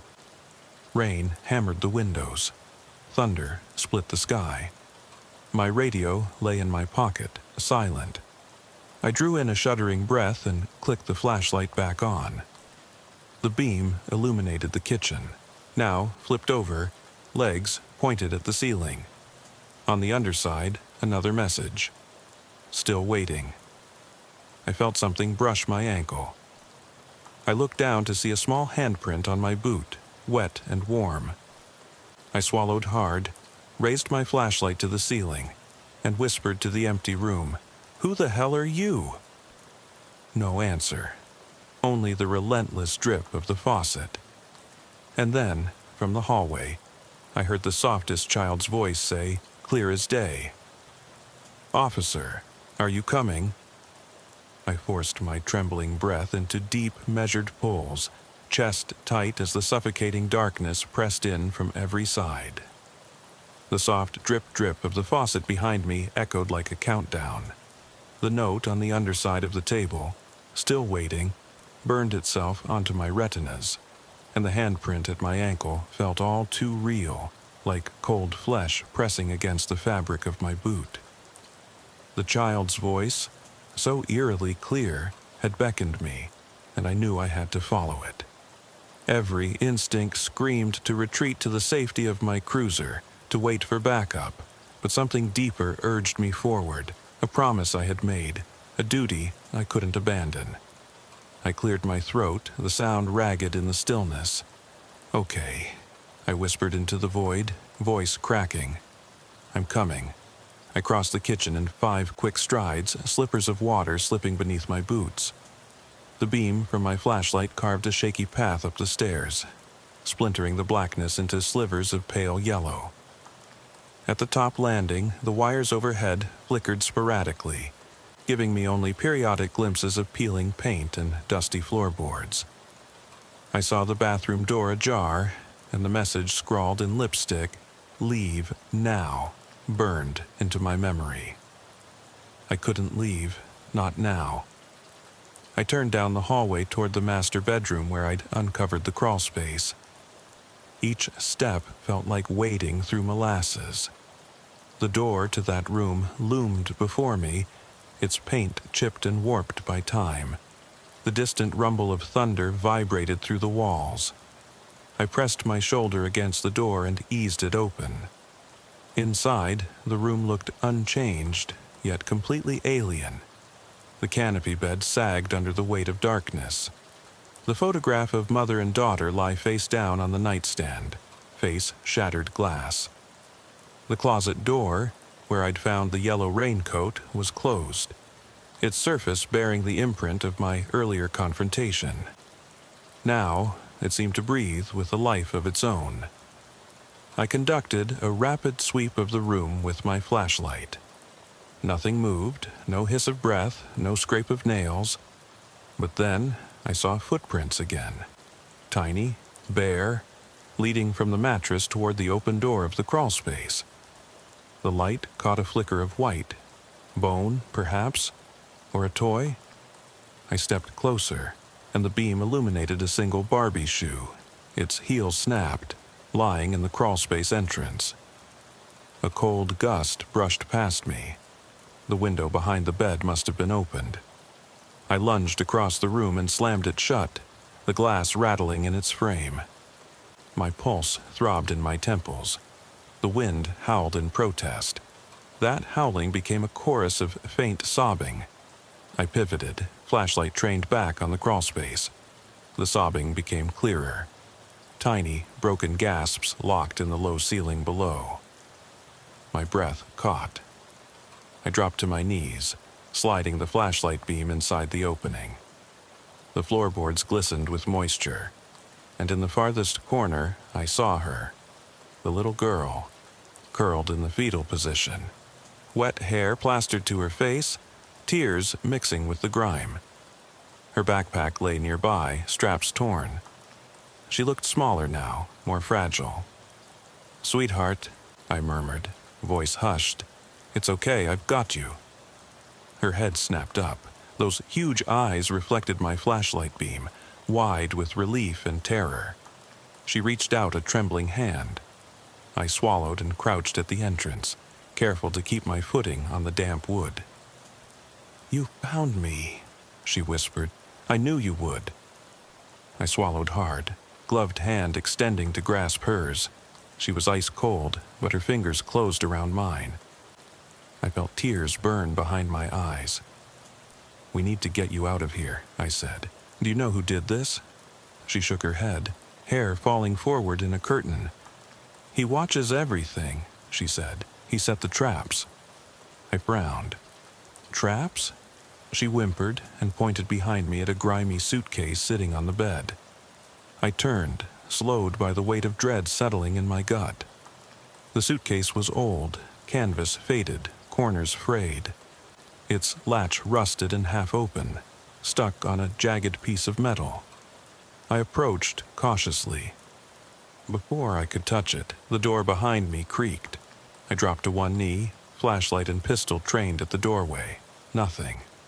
The hallway was empty, no sign of motion. "What happened to your mom?"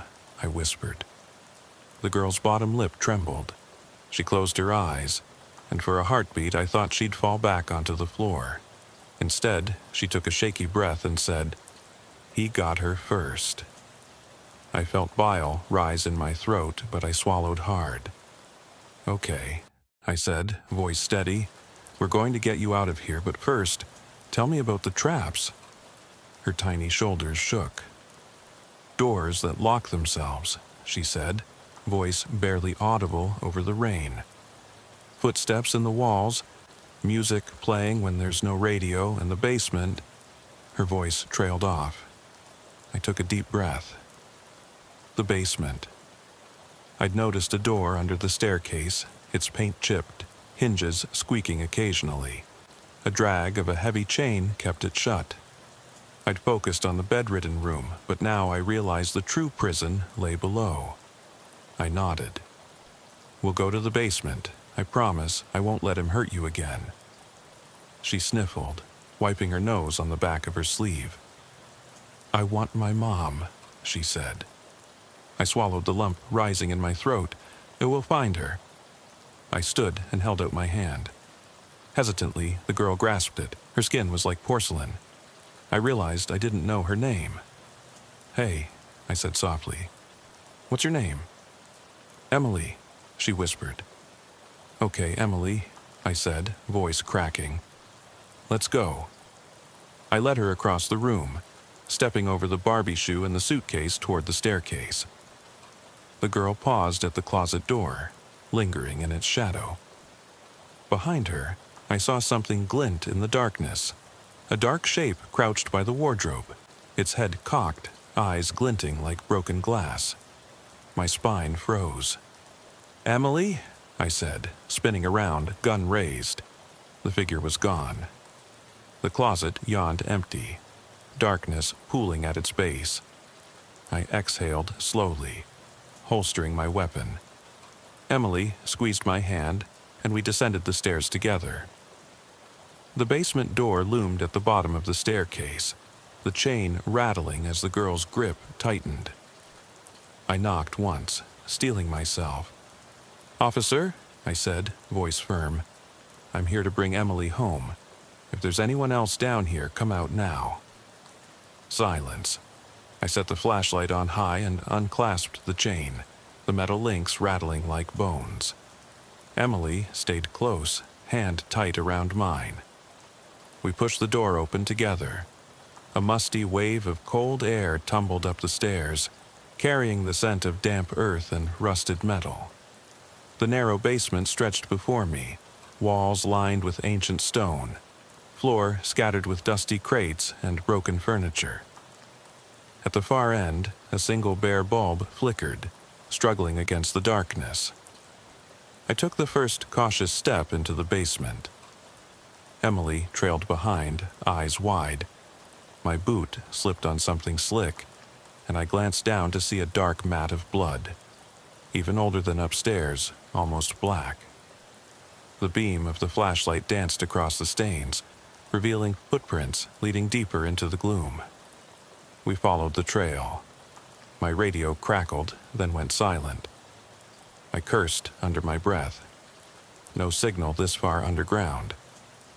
I glanced at Emily. She was pale, lips parted, but brave. Footsteps echoed, not mine, but slow, deliberate. We stopped. The beam of the flashlight wavered as I held it tight. "Emily," I whispered, "stay behind me."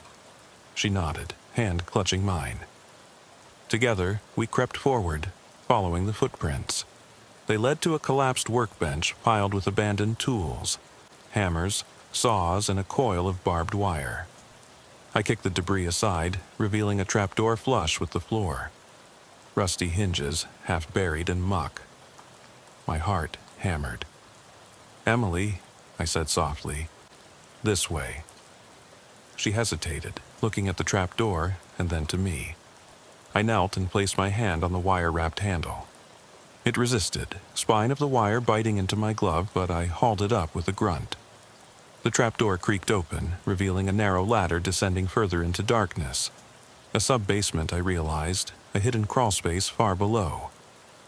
Emily gasped, tiny footsteps stepping back. I turned to her. "It's okay," I said, voice gentle. "I need to check this. I promise I'll bring you back up." Her eyes filled with tears. "Will you find my mom?" she whispered. "I will," I vowed. I climbed down the ladder one rung at a time. The air grew colder, thicker, as if breathing through wool. My flashlight beam wavered across low ceilings, long shadows, and walls slick with condensation. The ladder ended at a dirt floor, uneven and strewn with junk, broken crates, discarded clothing, and old newspapers yellowed with age. I swept the beam along the wall, and there, etched into the stone, another word, "Here." Just one jagged line of letters, as if carved by the same unseen hand that wrote, "Wait and help me." My skin crawled. I forced myself to keep moving, following a narrow tunnel that curved out of sight. Each step kicked up clouds of dust. The distant drip of water echoed ahead, a slow, methodical beat that seemed to mark out my heartbeat. As I rounded the bend, my flashlight caught a figure slumped against the wall. A man, bound and gagged, eyes wide and frantic. His uniform was marred with mud and dried blood, belt stripped of weapons, my partner. I froze. "Lieutenant?" I hissed, approaching carefully. He looked up at me, panic and relief warring in his gaze. I dropped to my knees, beside him, and tore at the gag. He coughed, voice raw. "Byron, you have to. She's not alone." "Who?" I said, glancing back down the tunnel. He shook his head, breath rasping. "She's waiting, in the dark. He told her he'd come back for her." I touched his shoulder. "I'm getting you out of here."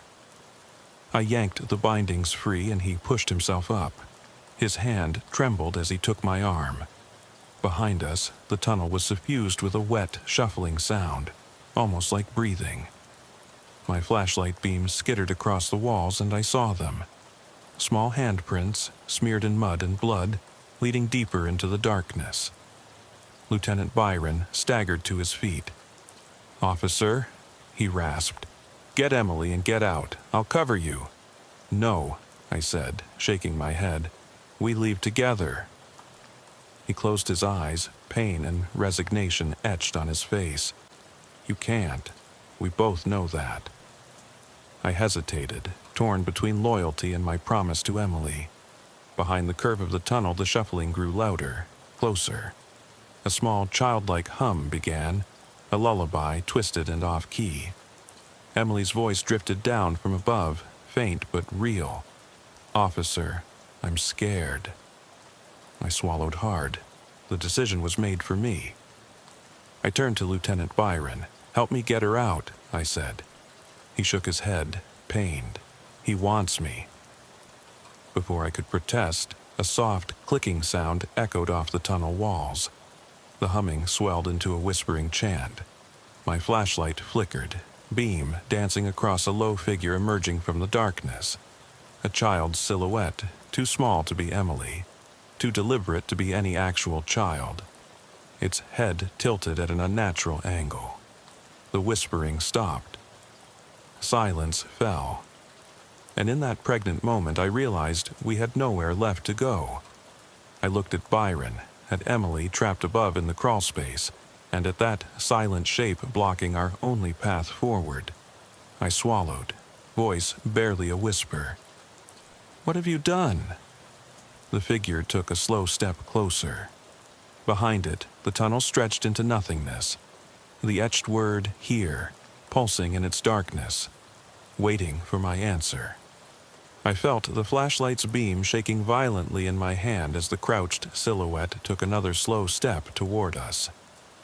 The hush in the tunnel pressed into my ears. Even my own breathing sounded like a shout. Lieutenant Byron staggered, pressing one hand against the damp stone wall to keep upright. Emily's small feet pounded above us, echoing through the floorboards as she searched for me.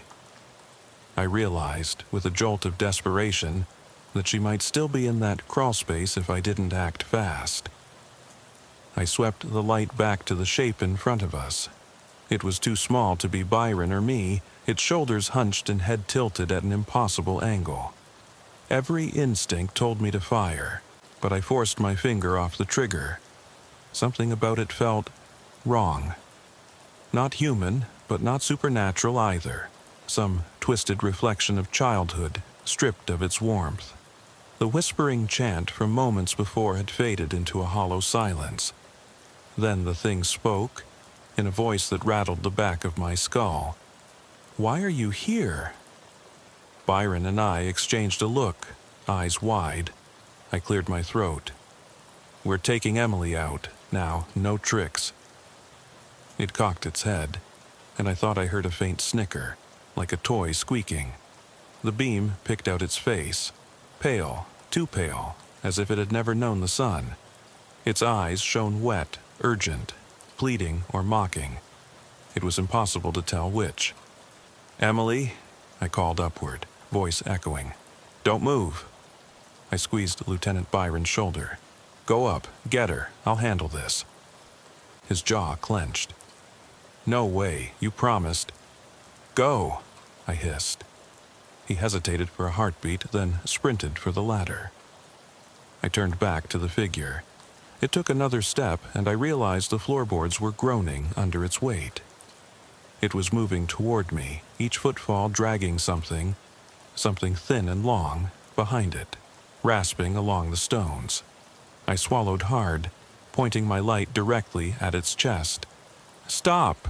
I growled. "Right now." It paused. For a moment, I thought it would obey. Then it ducked its head and bolted past me, sprinting deeper into the sub-basement.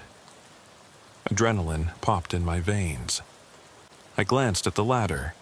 Byron was halfway up, pulling Emily out of the crawlspace entrance. She blinked when she saw me, confusion and relief flooding her eyes. I didn't hesitate. I turned, aimed at the figure's retreating back, and fired a single round. The shot knocked the air from my lungs with its echo. The figure stumbled, glanced backward, then vanished around a bend I couldn't see. Footsteps pounded at the ladder. Byron's head appeared above, then Emily's small face. I gripped her hand and hauled her up the ladder first. She scrambled out, hackles of fear rippling through her. Byron emerged next, shoulders bowed, face pale as death.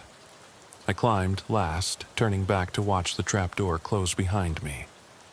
Upstairs in the kitchen, the harsh fluorescent lights hummed back to life as suddenly as they'd died. Scooped Emily into my arms without thinking, her little body going rigid in my grasp. She pressed her face against my chest, tears soaking into my uniform. "He's gone," I whispered, stroking her hair. "He can't get you now." Byron stood at the staircase's bottom, panting. "What the hell was that?" he muttered, voice raw. "I don't know," I said. "But whatever he is, has been here too long. He knows this house like we know our own cruisers."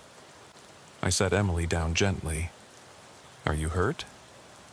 He shook his head, one hand still cradling his arm where the bindings had chafed him. "I'm fine," he lied. "Let's just find the mother." I glanced toward the master bedroom door. My head throbbed. Every photograph in the hallway seemed to leer at me now, as though judging my every move. I closed my eyes and took a steadying breath. "We split up," I said. "Byron, you take the upstairs bedroom and closet. I'll search the basement tunnel where that thing ran. Emily, stay with me. You can do it, Byron?" He swallowed. "Yeah." We moved 2 by 2, Emily clinging to my hand, Byron venturing toward the bedroom. The kitchen light flickered overhead, casting a strobe effect on the overturned chairs and ruined wine glass. I raised my pistol, scanning the dark doorway to the basement stairs. A sudden scrape echoed behind me. I whirled. Emily had slipped her hand out of mine and crouched beside the table's overturned legs, staring at the underside. I saw the words carved on the wood, "She loves you." Emily's voice trembled.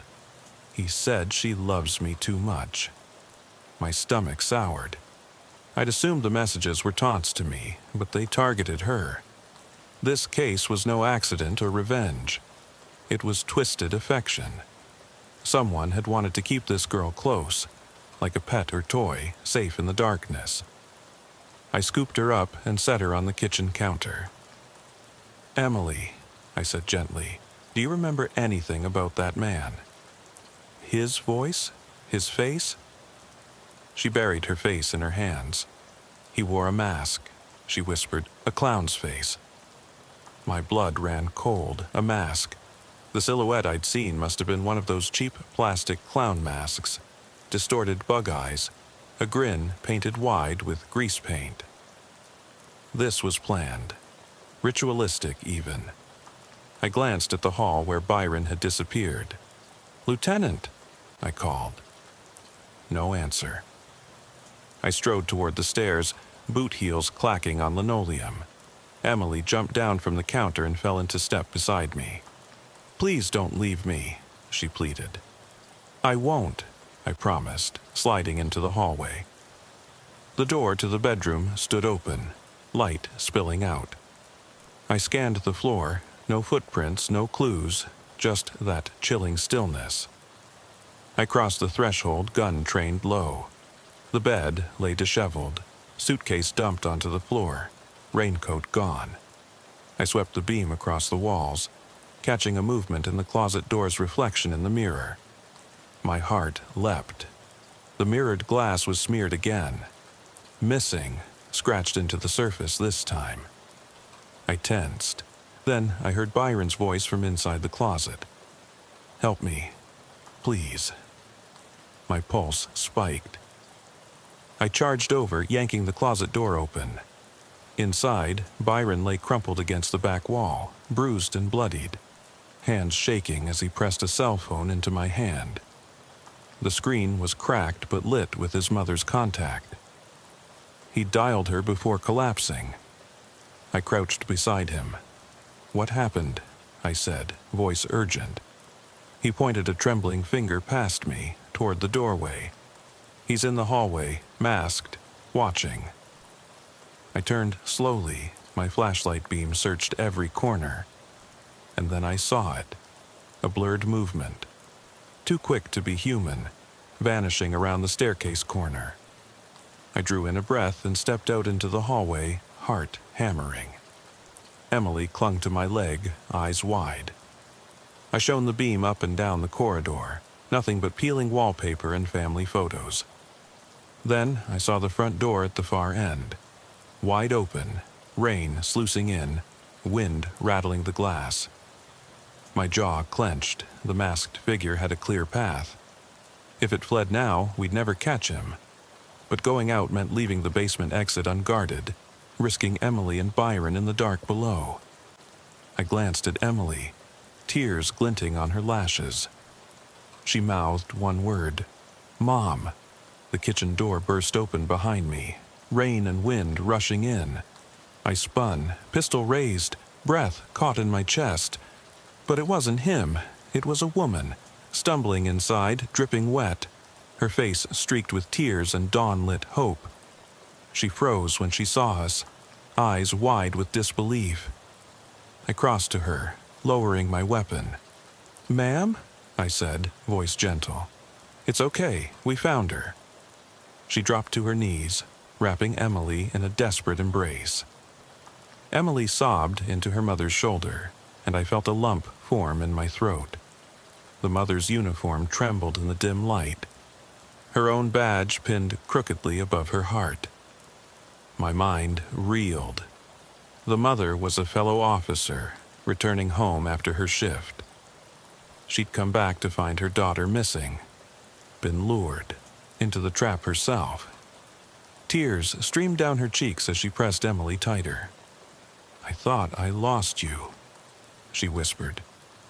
I glanced up the hallway corner. The figure must have slipped past us. Now there were 3 lives in jeopardy: mother, daughter, and me. I swallowed hard, gathering my resolve.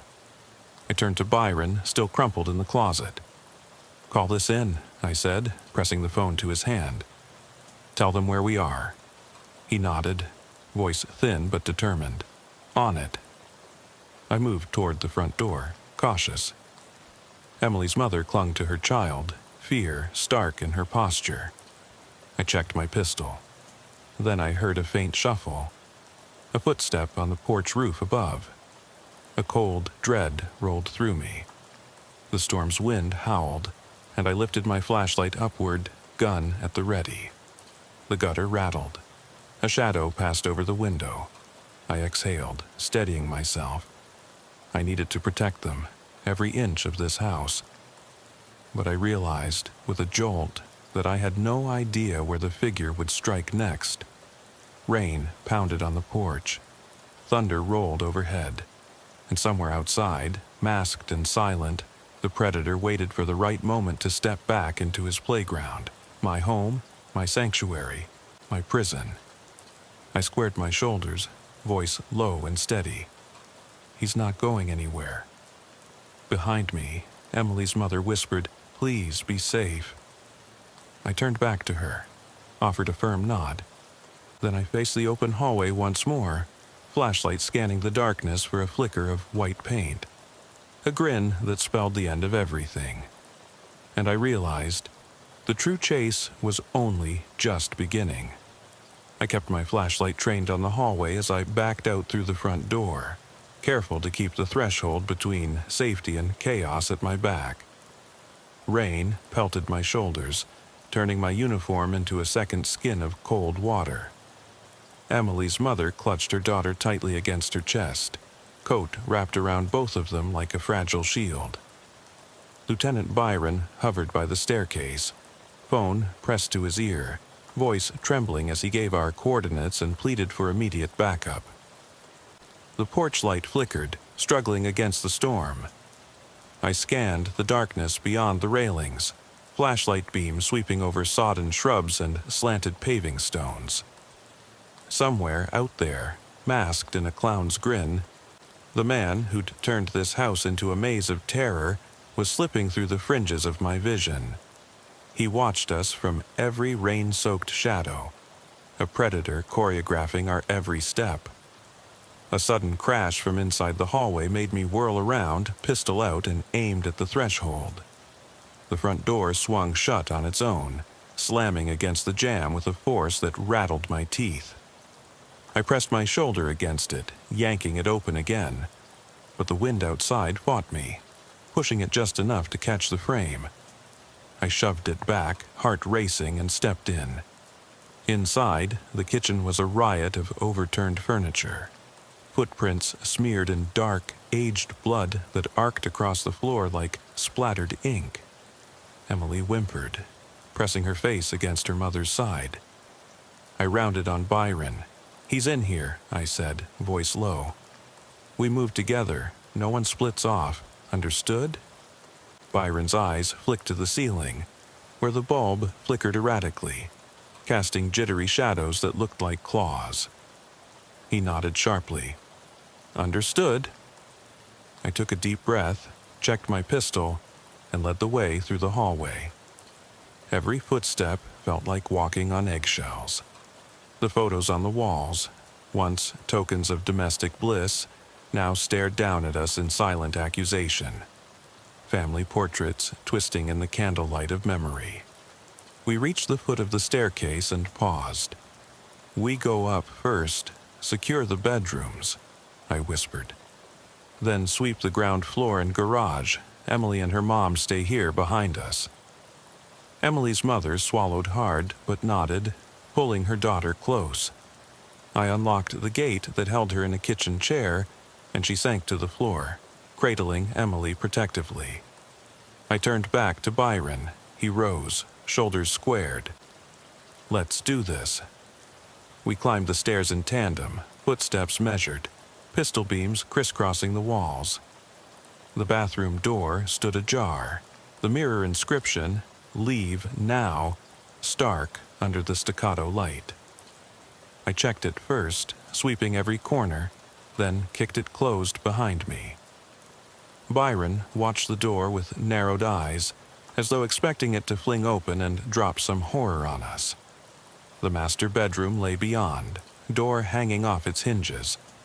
The yellow raincoat was gone, the dresser upended, clothes strewn across the floor.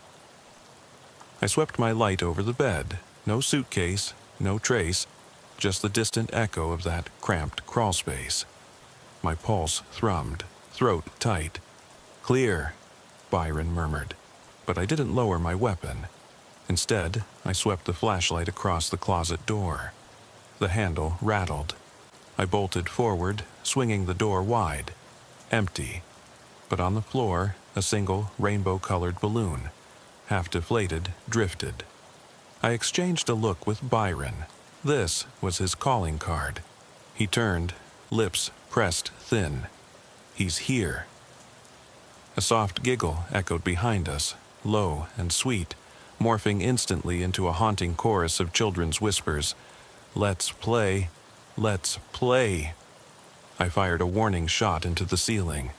The bulb shattered, plunging the room into darkness tinted red by my flashlight. Byron yanked me back toward the hallway. Something scuttled behind the bed, fast, small, deliberate. I didn't wait to see.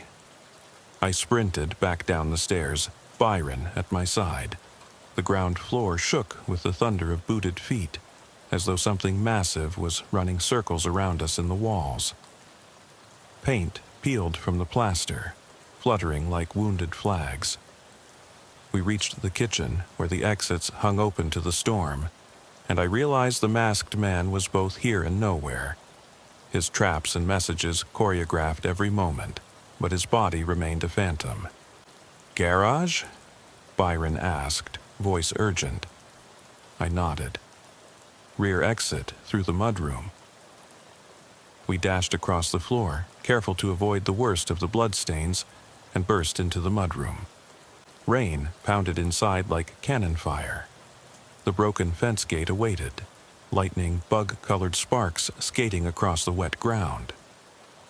I swept my light to the left, the path to the garage, to the right, the front door, still ajar. Emily's muffled sobs drifted through the open doorway. I thought of her there with her mother, trapped, vulnerable. Adrenaline spiked my senses. Byron grabbed my arm. "We split?" I looked at the garage door. Its hinges threatened to give way at any moment, rain dribbling through the cracks. "No," I said, voice unsteady. "We end this together." He nodded stiffly. We charged forward, shoulder to shoulder, and threw open the garage door. Inside, the pickup truck sat awaiting some gruesome reunion or hideaway. Tools lay scattered, but no sign of fresh footprints. The mask's pale grin glinted on the floor mats. Then the door slammed behind us. Nail guns rattled from the walls, glass shards rattling as if the house itself was exhaling. I swung around, pistol raised. Byron was already in motion, scanning the rafters. "Up there!" he shouted. I trained on the ceiling. Between the rafters, a small trapdoor cracked open, and the clown-masked head bobbed into view. Its eyes gleamed. It grasped the edge and began to pull itself through. "Get down!" I yelled, firing twice at the rafter. The shots gouged wood but didn't stop him. He tumbled through, landing on his feet only feet away, chest heaving. He looked at me, mask askew, and laughed. A high-pitched, unhinged bark that froze my blood. Behind him, in the shadowed corner of the garage, Emily's mother and daughter stood silent, pale as statues. Emily clutched her mother's hand but let go when she spotted the masked figure. She took a hesitant step forward. "Uncle!" My pistol barked twice. The masked man jerked. One arm jerked upward, dropping the mask to the floor with a thud. I swallowed hard when I saw the face behind it. Familiar, twisted by obsession and sorrow. Lieutenant Bernard's face, carved with lines of sleepless nights and regret. My partner. His eyes brimmed with tears, not of fear, but of a shattered resolve. He looked at his daughter, then at me, and his shoulders slumped like a man who'd finally carried too much. "Why?" I whispered, stepping forward. Every muscle ached, every nerve was on fire. He staggered, edging toward Emily. "I couldn't let her go," he rasped. "Not after she was gone." Emily's eyes welled. "Daddy?" Bernard shook his head, tears carving paths through the grime on his cheeks. "You were everything. His voice broke. I kept my pistol leveled, foot inching toward him. "Then stop this. Let her go." He closed his eyes, taking a shuddering breath. "I tried," he whispered. She wasn't ready." Emily stepped forward now, boots clacking against the wet floor. She reached out a hand. "I'm right here, Daddy." His gaze flicked to his daughter, those same bright, terrified eyes I'd seen in the crawlspace. He collapsed to his knees, sobbing. Emily ran to him, hugging him, her small voice repeating, "I'm right here, I'm right here." I exhaled with the force of months of tension, lowering my weapon. The storm unleashed in that moment, a wind-driven wave that rattled the garage door. Rain sluiced in, washing over the three of them. I radioed dispatch through the static. "Homicides here. Suspect in custody. We need medical and a mental health unit. Hostage's father, but he's not." My words trailed as I watched Emily cradle her father's head. The torn locket in my pocket seemed to burn against my thigh. I pulled it out, turning it over. Inside, a faded photo of Bernard and his daughter at her first birthday. Her wide eyes shining, his laughter frozen in time. I looked up at the house, the wrecked hallway, the bedroom closet, the trap door to hell below, the messages, "Wait, help me, still waiting, she loves you," all carved into my memory. They weren't signs of some supernatural force, but the raw confession of a shattered soul. I slid the locket closed and slipped it back into my pocket. Emily's mother rose, brushing wet strands of hair from her face. She gave me a look, one of gratitude, exhaustion, and a silent plea for closure. The sirens approached, a choir of salvation. Bernard lay on the floor, body racked with sobs, Emily hugging him as tightly as she had when we found her in the crawlspace. The storm roared overhead, lighting the garage in strobe flashes of blue and red. I holstered my pistol. "It's over," I said, though I knew the truth of what that word meant. Over for now. But as I stepped back into the night, I could still hear the faint echo of a child's chant reverberating in the walls. "Let's play! Let's play!" And I realized, even as the rain washed away the blood and the footprints faded into mud, the real question wasn't whether Bernard would face justice, but whether I or any of us would ever truly escape the darkness we unleashed that night. The rain came down in sheets as I sat in my cruiser, engine idling, under the dull glow of a flickering stoplight. Steam rose from the asphalt, carrying the sharp tang of wet tar and exhaust fumes. My coffee had gone cold 20 minutes ago, but I kept it by my side like a comfort talisman. I watched the droplets race across the windshield, tracing paths that fractured and rejoined in unpredictable patterns, like every call I ever answered. Dispatch chatter hovered in the background, but tonight it was a ghost channel. Half their words lost in static, the rest sounding distant and perfunctory. "Unit 12, you copy?" I whispered, more to myself than the mic. No reply. At precisely 12:03 a.m., a dark SUV drifted over the fog line on County Road 47 and came to a near stop. I flipped on my lights, red and blue splitting across the road like twin warning beacons, and eased the cruiser forward until my bumper was almost touching the rear tire. The engine's hum softened to a low rumble, matching the dull ache in my shoulders that never quite went away. I reached for the mic. "County 47, one driver." No response. The wipers squeaked as I killed the engine and slipped out, boots sinking into wet gravel. I tapped on the driver's window. "Evening," I said. No movement. Rain plastered his dark hair to the scalp. He stared ahead, unmoving, like a statue carved in shock. I knocked harder. "Mind moving that seat back, please?" His eyes flicked to mine, enormous, glassy. Eyes that didn't so much see me as observe some distant horizon. "License and registration," I repeated, voice firm. He let out a breath that rattled his ribs, and I watched the mist swarm from his mouth.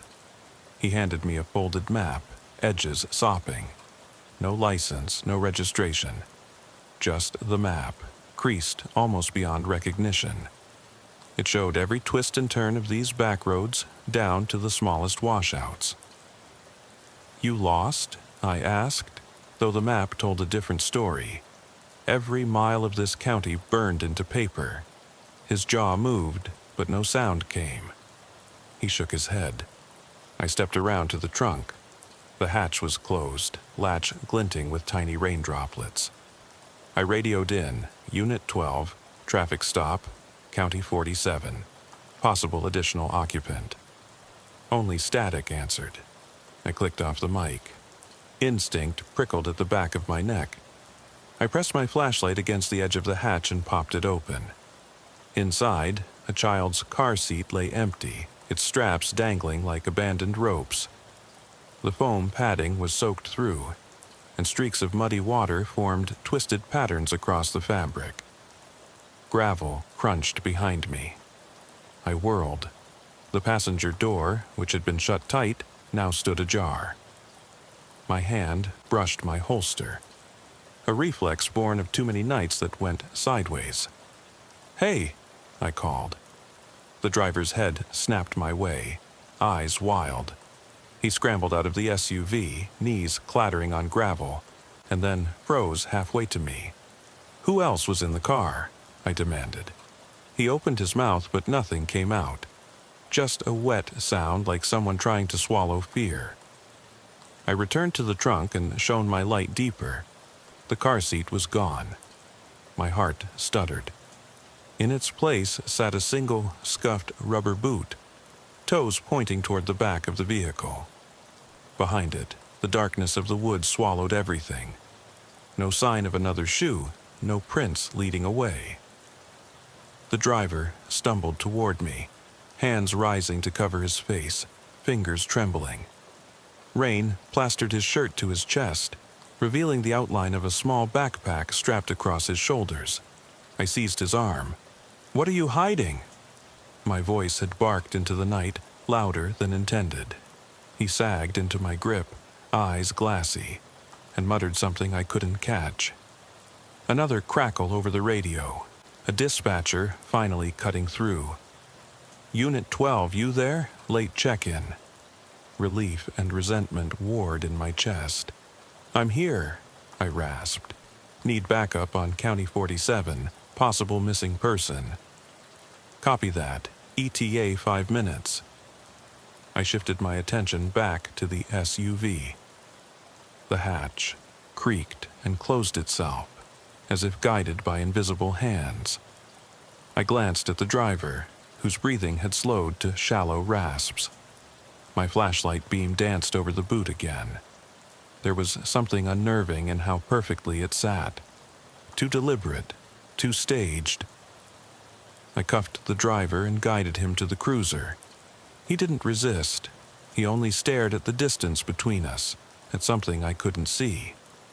I glanced in the rearview mirror. His reflection looked hollow, drained, as though the weight of whatever he carried had been lifted. I closed the door. Gravel ground under fresh tires. A second cruiser arriving.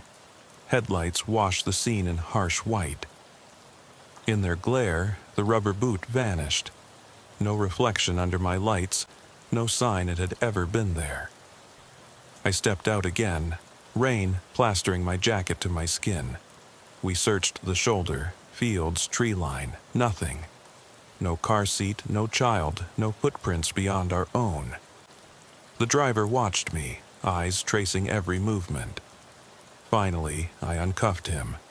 He limped to the cruiser, glanced back once, then slid inside without a word.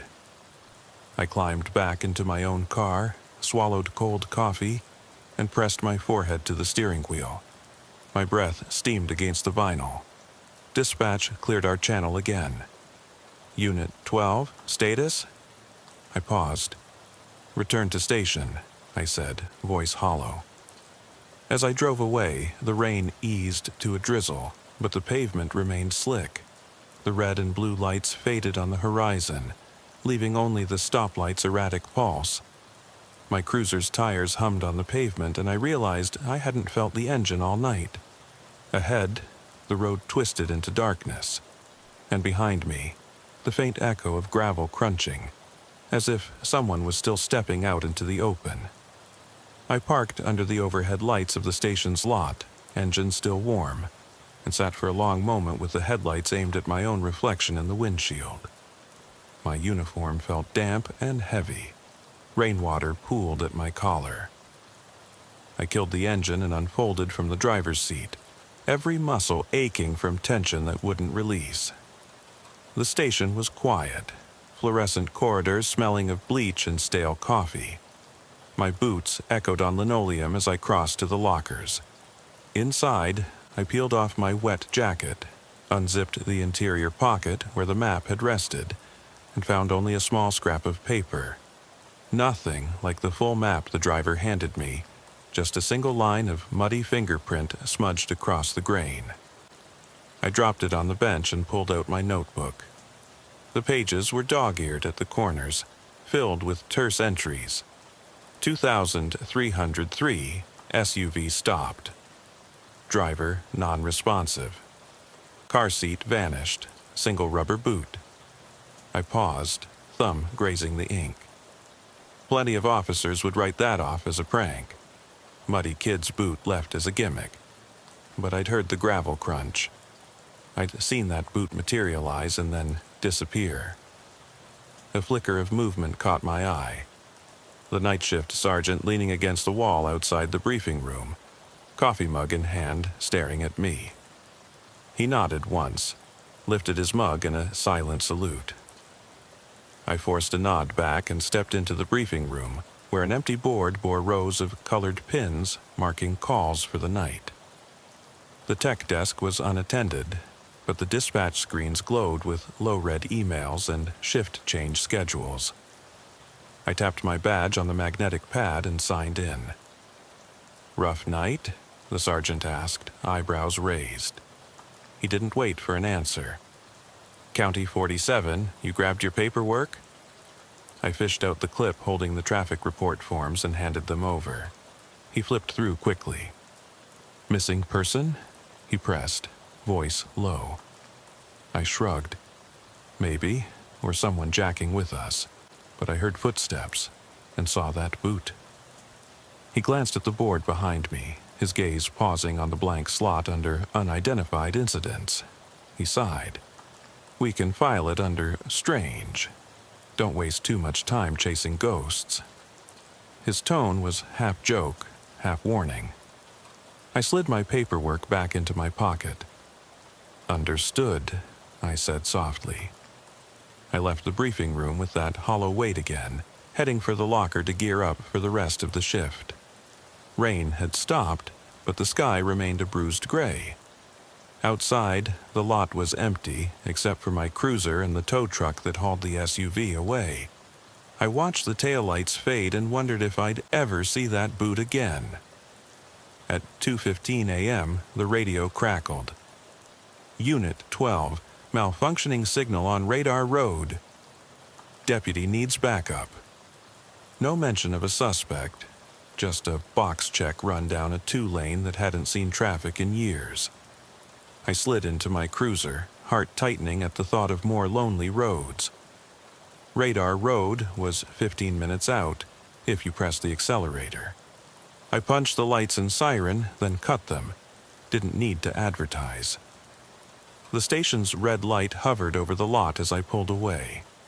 The drive was silent except for the wipers and the steady drip of water off the side mirrors. I punched.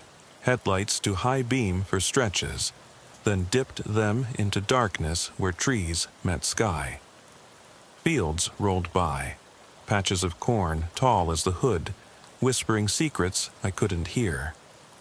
I tried to replay the first stop in my mind, what I'd missed, what I might have misread. But the more I thought, the more details slipped away, like that map in my pocket, reduced to one smudge. I reached Radar Road. It curved sharply after a rusted sign that warned loose shoulders in faded paint. My headlights picked out the cracked shoulder, gravel piled against barbed wire fencing. Gravel, unmistakable. I parked, stepped out, and clicked my flashlight on. The beam cut a cone of yellow through the night air. I heard crunching before I saw it, slow, deliberate steps. Behind me, the cruiser's taillights cast two long shadows into the ditch. "Deputy," I called, "you there?" My voice carried across the empty fields. No reply. I checked my watch, 2:23. The deputy's call had been vague. Radar malfunction. Could have been wildlife interference. A rogue kite caught on the radar dome. But as I entered the ditch undergrowth, the beam of my flashlight revealed boot prints in clay mud. Prints that led away from the road into a stand of cottonwoods. Each print was too large for the deputy's boots. They matched the sole pattern of that rubber boot, deep tread mounds pressed into the earth.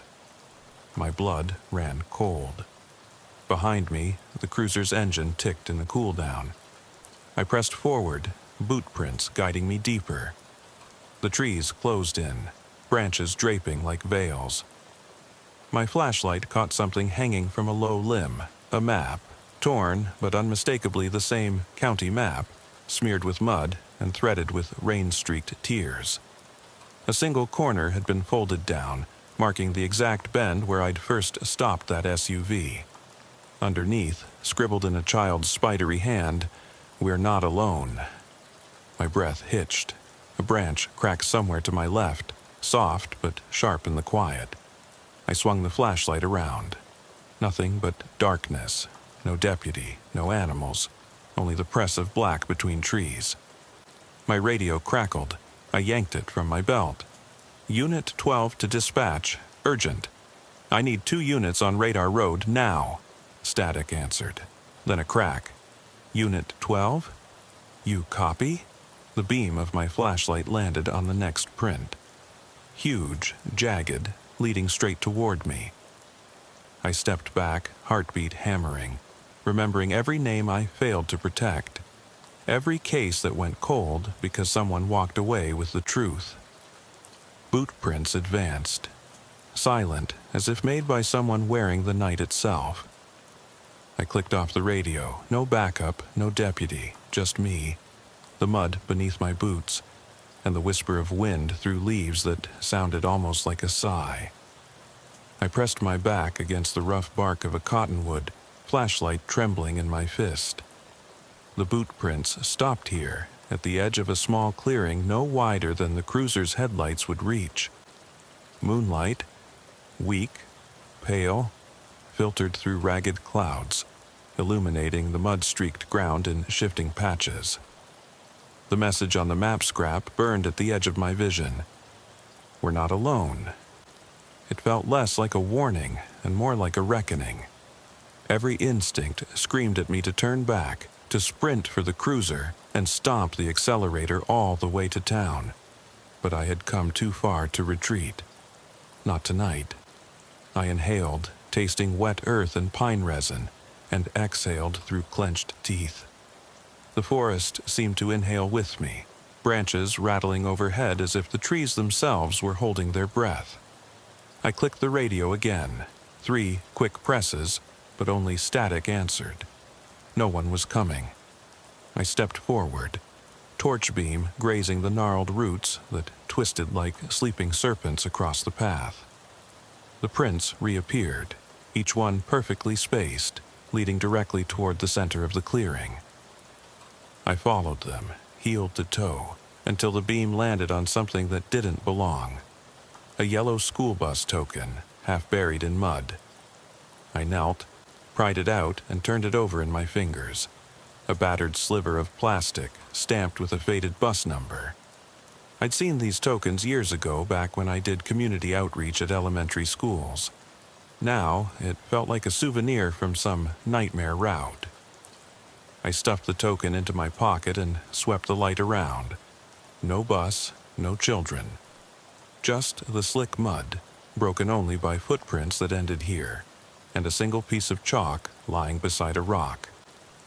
On the surface of the rock was scrawled one word: home. The chalk snapped in half when I touched it, and the white dust puffed into the damp air. I shivered and took another step, boots sinking into the mud, leaving my own prints intertwined with the giant ones before me. My mind flickered to dispatch logs earlier that night, mentions of missing kids, rural families reporting phantom thumps, doors rattling in the wind when there was none. I'd dismiss them as prank calls, as kids playing with cheap walkie-talkies. But this, This was real, and now it was unfolding here, under my own flashlight beam. I slid the map scrap from my jacket pocket again. The crease marked the exact bend on County Road 47 where I'd made that first stop, and now here in the trees. It wasn't just chance, it had been planned. Someone, or something, had been waiting for me. My pulse hammered so loudly I was certain it would betray me. I toggled the beam upward and traced the trunks of surrounding trees. Whenever the cloud shifted, a patch of moonlight would reveal further prints etched into the forest floor, like a ring of sentinels. I took out my phone to snap a photo of the chalk writing, but the display glowed empty. No battery, despite having charged it before shift. The rain earlier must have seeped in. My radio was dead, my phone was dead. My backup flashlight flickered before dying, leaving me with only the beam of my primary torch, which now felt inadequate. I tried to steady it, but my hand shook as if I'd swallowed too much coffee. A sudden crack, distinct, deliberate, echoed from the tree line to my left. I froze. Thought I might have imagined it, one branch snapping under its own weight. But then, another, closer. Something was moving out there, heavy, slow. I swept the light toward the sound, caught a glimpse of a shape slithering behind a tree. For an instant, it looked human. Tall, slender, before melding back into darkness. "Show yourself," I barked, voice more confident than I felt. Nothing. Silence pressed in, then the static snap of my radio microphone, as if someone was breathing into it. I dropped it in shock, radio skittering across leaves. I lunged to pick it up, but the beam caught something sliding across the ground. The rubber boot, the mate to the one I'd originally found, inching toward me as if propelled by unseen hands. My throat went dry. I staggered back, tripped over a root, and almost fell. Gravel, faint underfoot, reminded me that the road wasn't far. I spun around, flashlight slicing through shadow, tracking the path back. The prints led the opposite way now, deeper into the black. I realized then that I couldn't see the clearing's exit. The trees had shifted, grown unnatural. My orientation snapped. I didn't know which way led back to the cruiser. Panic bubbled up. I swallowed it down, heart thudding like a war drum. I grabbed the radio again, pressed the call button, and coughed out, "All units, Mayday, radar road, M's getting, I can't." The mic crackled out, swallowed by static. The radio screen was blank. The forest exhaled around me, branches sighed. I raised the flashlight one-handed, scanning for any movement. Now I saw a line of boot prints edging around the perimeter, tracing a circle like a silent sentinel guard. The chalk word home felt less like an invitation and more like a trap closing in. I backed away until I felt the coarse bark against my shoulder. The beam illuminated the trunk. Scratches, gouges, as if claws had carved them in urgency. Above the marks, faint traces of chalk dust, like someone had climbed up here. I followed the dust with my eyes and spotted a narrow swath of sky, a gap in the canopy that offered a fleeting glimpse of the moon. Decision snapped into focus. I would climb. Any chance to get above the tree line and see which direction to run. I hoisted myself onto a low branch, slick with rain, heels sliding until I found a knot. The tree groaned under my weight. I climbed, one branch at a time, until my flashlight beam swung over the canopy. I peered out over treetops coated in moonlight and saw beyond them the straight ribbon of asphalt, my path back to the station. Relief hit like ice, but then I saw it. A series of headlights approaching fast, not from the road but through the tree line itself. 4 lights in perfect formation, moving where no vehicles could go. Their beams cut through the trees as if charged ahead on phantom wheels. I froze on the branch, blood pounding, flashlight clattering to the ground below. The headlights halted just beyond the clearing's edge, illuminating the ring of boot prints in stark white. For one breathless second, I thought perhaps the deputy had arrived with reinforcements, until I noticed there were no vehicles visible on any dispatch units. No sirens, no radio chatter. I swallowed hard, chest tight, and in that heartbeat of silence heard a voice, soft, almost distant, as if carried on the wind, whisper my name. Not through the radio, but right behind me, low and intimate. I spun, climbing higher, breath catching in my throat, leaves brushed against my face, cold and wet, and then, as my flashlight sinked into the underbrush below and the headlights flickered off, I realized I was completely, utterly alone. My fingers dug into the bark.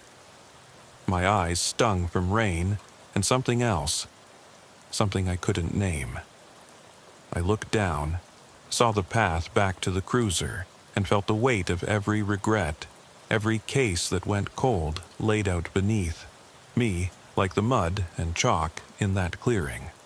I made one choice. I climbed down. With my heart drumming, I landed and took a step toward the unseen road. The forest swallowed me in darkness, footsteps echoing as I followed those prints once more. This time, backward, unblinking, toward the only faint promise of safety. The distant hum of my cruiser's engine, still alive under the station lights. Behind me, boot prints faded into nothing, as though the forest breathed them away. And somewhere in the hush, I heard the softest whisper of movement, nothing more than a sigh. I moved through the undergrowth on hands and knees at first, the cold earth biting through my uniform pants, then got to my feet as the tree line thinned. Every rustle of leaf or snap of twig had me jabbing my flashlight beam forward, waiting for something to lunge out. But there was only darkness and the soft mechanical hum I'd been chasing, the cruiser's engine. It felt impossibly distant at first, like a memory more than a sound. But the closer I came, the more it solidified into reality. My boots slipped on soggy leaves as I slid down the final bank that led onto the shoulder of the road. Moonlight pooled in puddles, illuminating the ribbon of asphalt that vanished into black both ways. There, parked at the edge, sat my cruiser, lights off, engine ticking over in its own quiet echo. Relief clashed with suspicion. Why hadn't I heard the siren or the echo of backup arriving? No other vehicles were anywhere to be seen. I approached the driver's side door, every nerve screaming that something was wrong. My hand hovered over the handle. When I finally pulled it, the door swung open on its own, though I was alone. I flicked on the interior lights. The driver's seat was empty, the seatbelt unbuckled. The armrest was damp with water, rainwater, or something else. I shoved my flashlight further inside and froze. There, on the passenger seat, lay the other rubber boot, the twin to the ones I'd found scattered through the night. It sat upright, sole down, laces still tied but frayed at the ends. Next to it, a single traffic citation form, filled out entirely in the same childlike scrawl I'd seen on that map. Name, badge number, date, time all written out, then crossed through with heavy lines. Underneath, the word, home again. My stomach turned. I whirled around, scanning the tree line. No footprints led from the seat into the woods.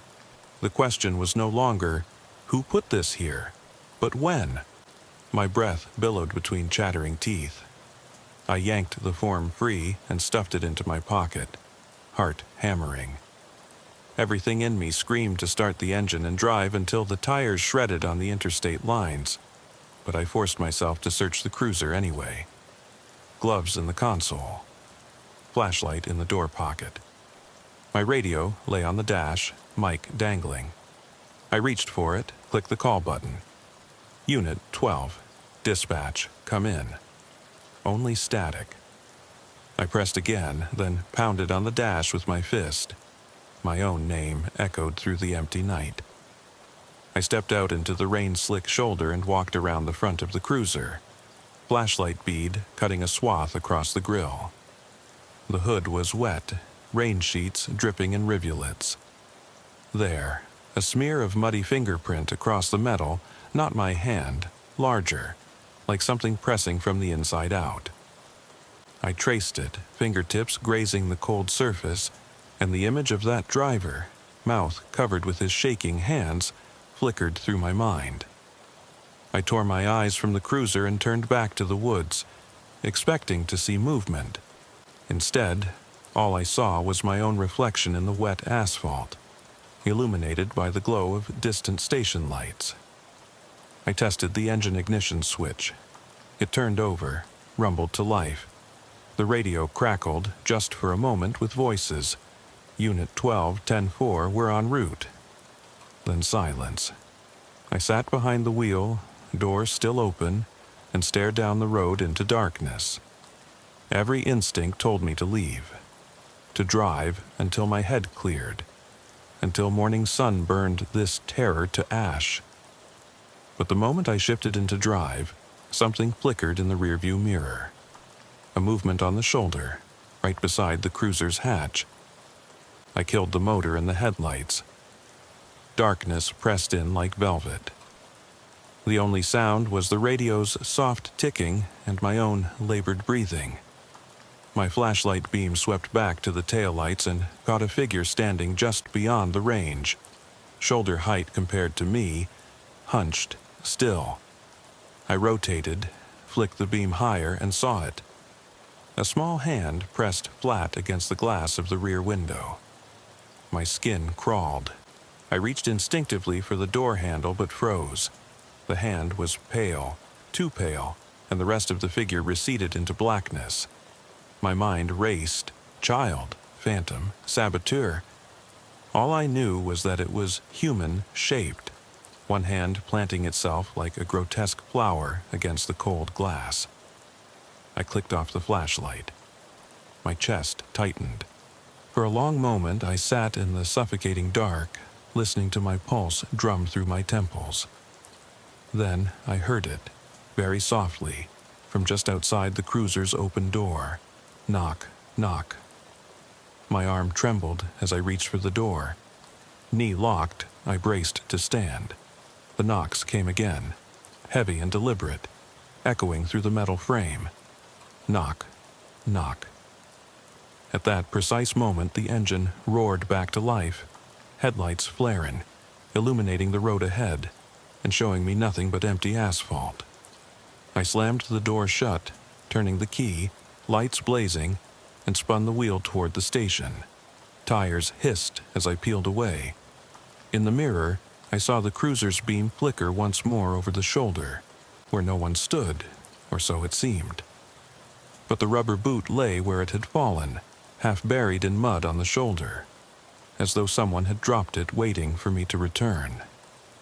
As I rocketed down the road, rain slicing across the windshield, I realized I'd left something behind. Not just a boot, but a piece of whatever had been hunting me. And in that sickening awareness, my whole world narrowed to one question that pounded louder than the storm. When will it come back for it? I didn't slow down until the station's floodlights glared through the windshield, washing out the darkness in stark white. I parked crookedly against the pavement's edge, heart pounding so hard I thought it might jar loose. I killed the engine and sat in silence, the radio dead again, the storm's patter outside my door dwindling to a hush. I forced my hand to rise and open the door. The night air was cool, damp, heavy with the smell of pine and something else, something metallic, like the linger of blood or machine oil. I stepped out and slammed the door. Footprints in the mud beside the road told me someone, or something, had followed me back. The prints were too large for my cruiser boots, far larger even than the pair that had haunted those back roads. Deep treads pressed into clay, sliced by the rain into jagged edges. They led not toward the station, but away, into the inky black where the trees leaned down like silent sentinels.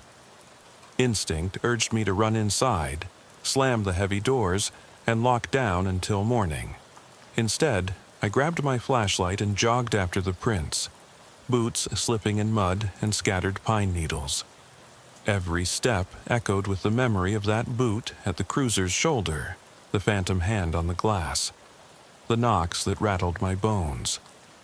I realized then that it wasn't just hunting me. It was toying with me, drawing me into its domain.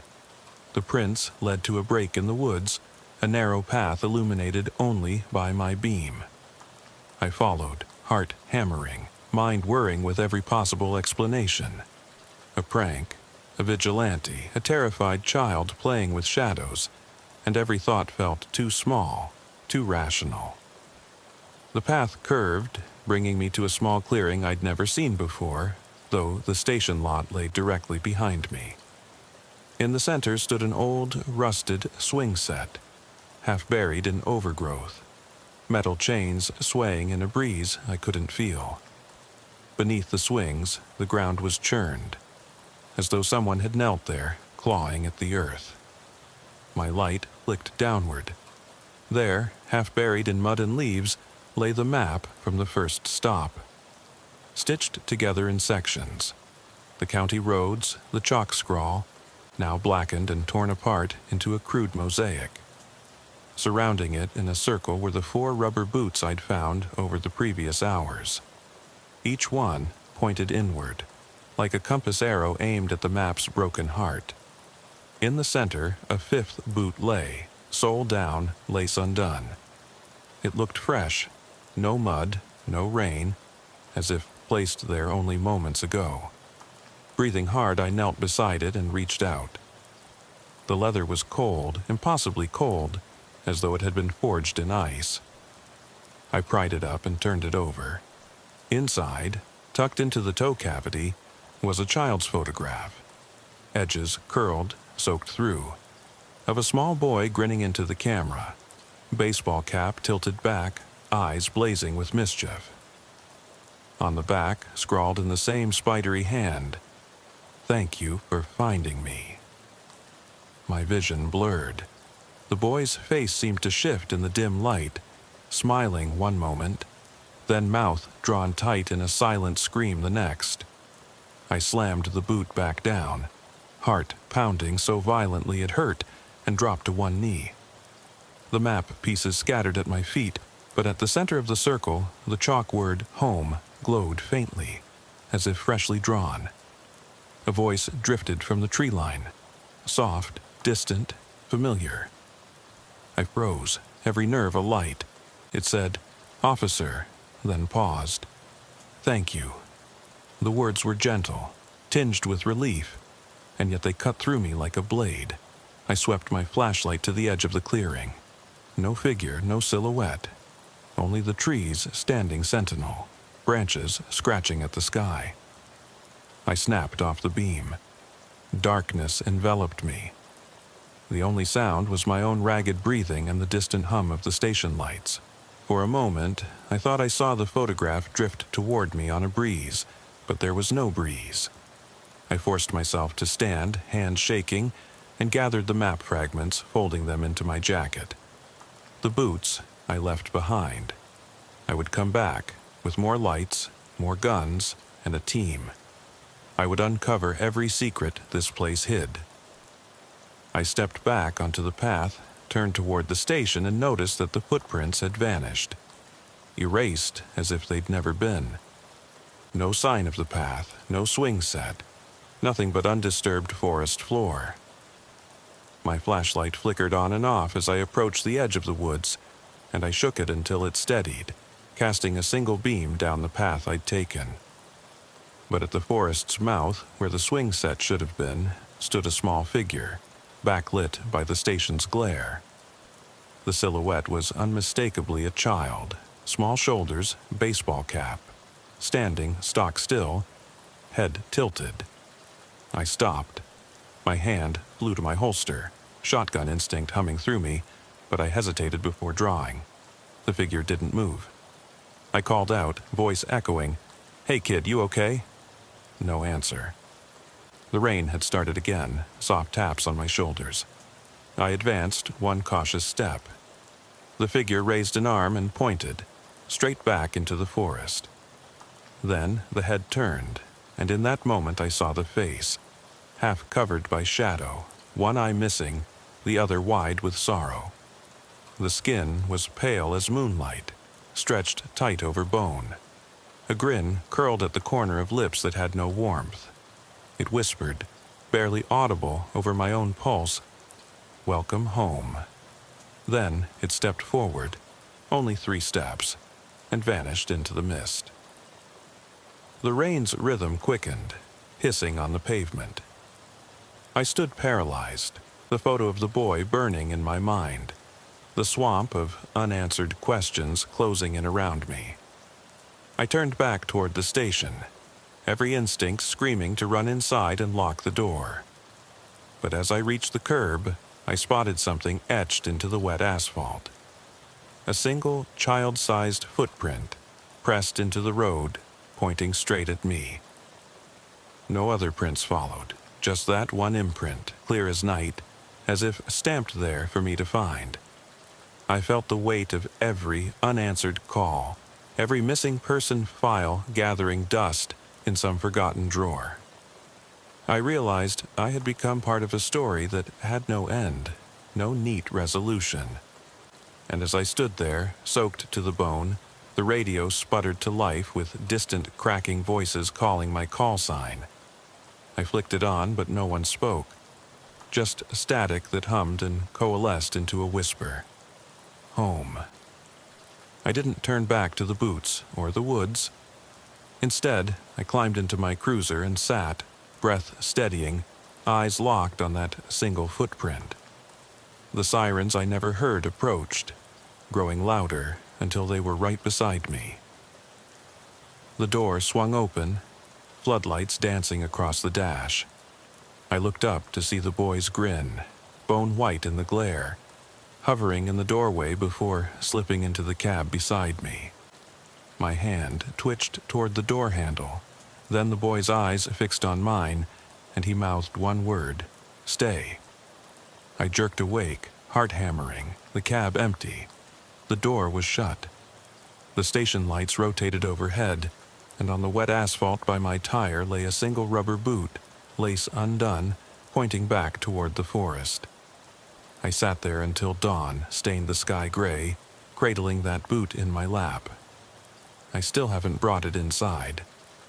And every time I close my eyes, I hear the boy's whisper in the dark, beckoning me back to that clearing, to the swing set in the mist, to the promise that some things once found can never truly go home. I didn't sleep that night. Dawn lingered just beyond the station's windows, pale light creeping over wet pavement. But inside the locker room, my thoughts were darker than any midnight road. I kept the single rubber boot in an evidence bag on my desk, taped shut, as if containing it would somehow hold back what it represented. I scrawled notes in my log, dates, times, locations, odd details, the map scraps, the playground swing set, the child's photograph, the boot circle. I filed every report under unresolved, suspicious activity, but my gut told me it was more than that. By mid-morning, I had cobbled together 6 missing child bulletins and unsolved runaway cases from the past year, all centered on this county's southern precinct, cases judged unlikely because the kids turned up eventually or simply vanished without leverage. I studied their photos, ages 6 to 10, wide eyes and smiling faces. They looked happy, normal. And then they disappeared. In each file, a line noted last known sighting. Child seen playing near abandoned park at night. Child failed to return home from grandmother's house. Child glanced toward woods, then ran screaming. All places within a 10-mile radius of County Road 47 and Radar Road. I ran my coffee cold and rewrote my report 4 times. Each rephrasing felt inadequate before the pattern, the tapestry of missing year threads. My partner, Sergeant Ramirez, wandered in around 2 p.m., eyebrows raised at the scattered files. "You look like you've aged 10 years, he said, dropping a thermos on my desk. He'd filled it with fresh coffee. I nodded, voice low. "I'm chasing shadows." He peered at the boot in the evidence bag. "What's that?" I sighed. "Part of the case." He unzipped it and turned the boot in his hand, brow furrowing. "Never seen a boot like this in evidence. Doesn't match any make or model in our catalog." I explained the night's events, leaving out the details that sounded too insane. Lights in tree line, phantom hand pressing glass, the token and the chalk word. I stuck to tangible facts. He listened without judgment, only nodding. When I finished, he looked at me with weary eyes. "You're going back out there, aren't you?" Before I could answer, the radio crackled. "All units, be advised. Juvenile runaway reported near Old Mill Road. Last seen heading southbound." I flinched. Old Mill Road curved into the same woods I'd been in. I stared at Ramirez. "I'll take it." He lifted his coffee in a half-mock salute. "Be careful." I geared up, radio, flashlight, backup mag, and headed out. The sky darkened, storm clouds gathered again, but I welcomed the rain. It erased footprints, washed maps, blurred the line between past and present. I reached Old Mill Road in 15 minutes, its broken pavement flanked by pines. The wind gusted, rattling my car's doors. I tapped the mic. "Unit 12 en route to Old Mill Road for runaway." Static answered. No voice returned. I killed the engine, stepped into the gravel, and fed $2 into the parking meter, a shabby kind of welcoming ritual. I scanned the woods with my beam. The trees stood like silent watchers, trunks slick with rain. This time, I didn't follow footprints. I looked for color. Fluorescent snaps on jackets, sneaker soles, anything children wore. I gripped the flashlight, knuckles white. No prints, but beneath the canopy, water pooled in hollows that glinted like broken glass. I waded through knee-high puddles, careful to avoid deep mud that would suck my boots down.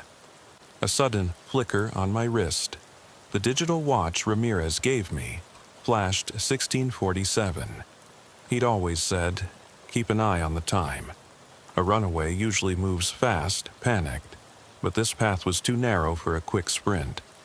Every ounce of me knew I wasn't tracking a child, but something else. Whatever had toyed with me before was here too. The forest opened onto a clearing half the size of a football field, dense grass and wildflowers gone to seed.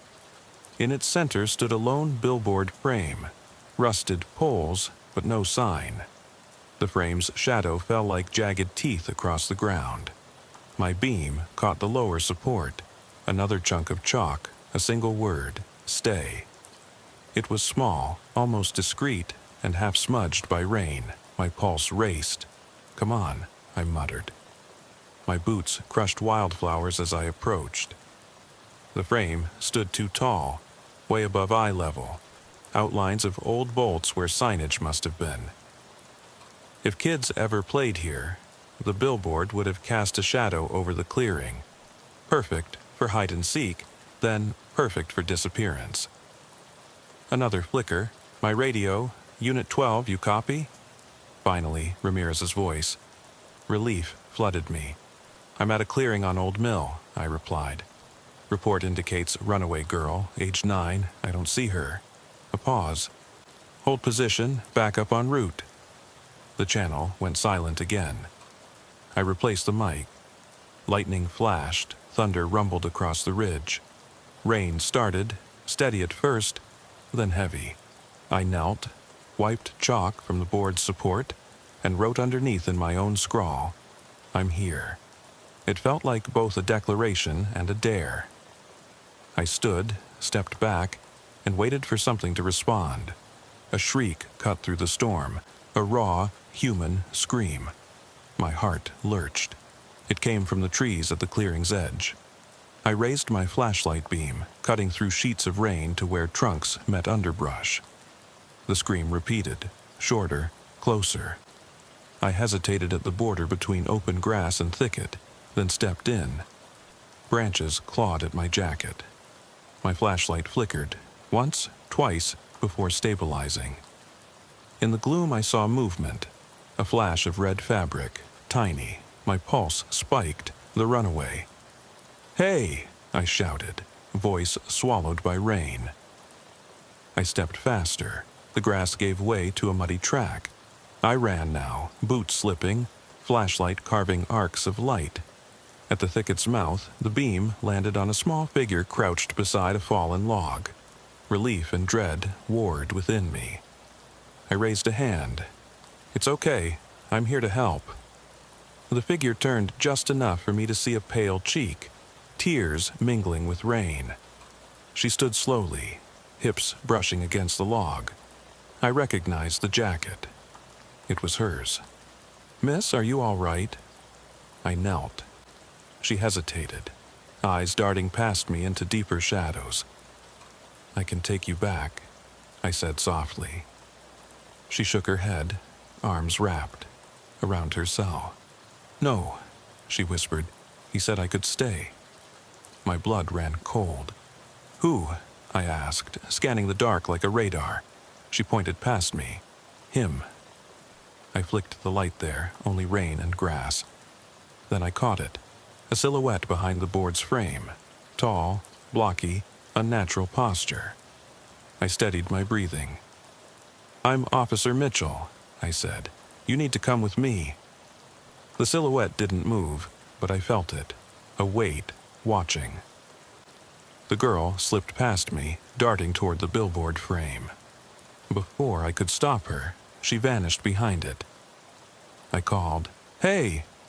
and ran to the frame, circled around, only empty air, rain falling in silent sheets.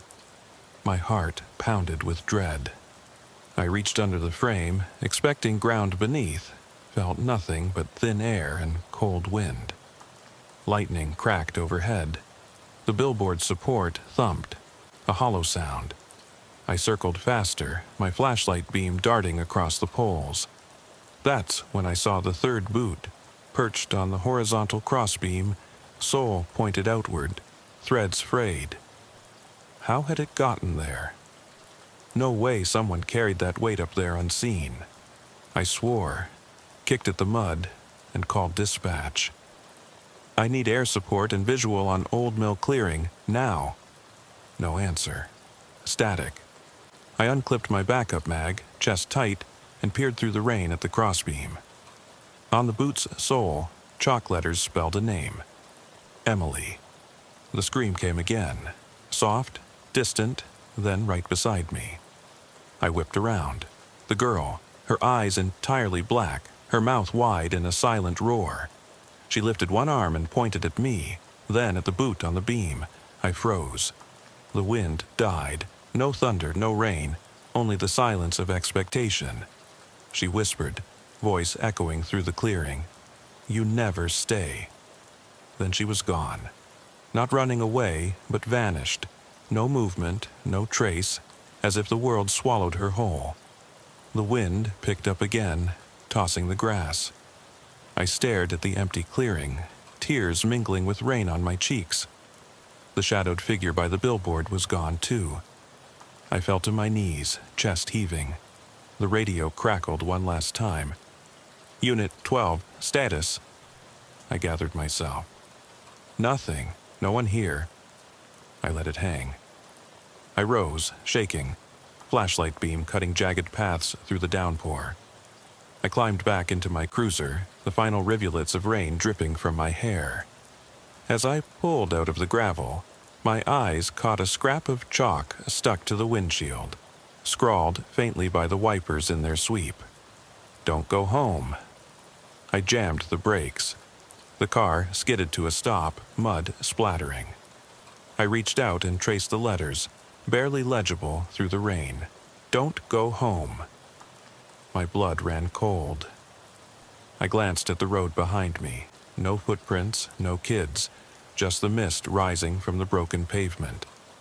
My radio sputtered to life with urgent voices asking my ETA. I threw the cruiser into gear and peeled away, tires hissing. I drove straight through until I hit the interstate, where headlights soared and roar drowned my thoughts. I kept going until the rain stopped and the road straightened into endless highway. Now, back at home, if you can call it that, I sit with my door locked, eyes on the darkened forest beyond my yard. Detective chatter says it's just stress, PTSD, and a runaway with a vivid imagination. But I know better. I know those children, those boots, those messages are real. I know the forest is watching, waiting, and that the boy's whisper, "Stay," wasn't a request but a promise. I've moved every piece of evidence back to the station. Boots, map scraps, photograph, chalk remnants, chained them behind sealed doors. But the messages won't stop, etched on walls, on windows, on my mind. Every midnight I hear the tap, tap of small footsteps at my back door. I stare out at the tree line where County Road 47 and Radar Road converge in mist.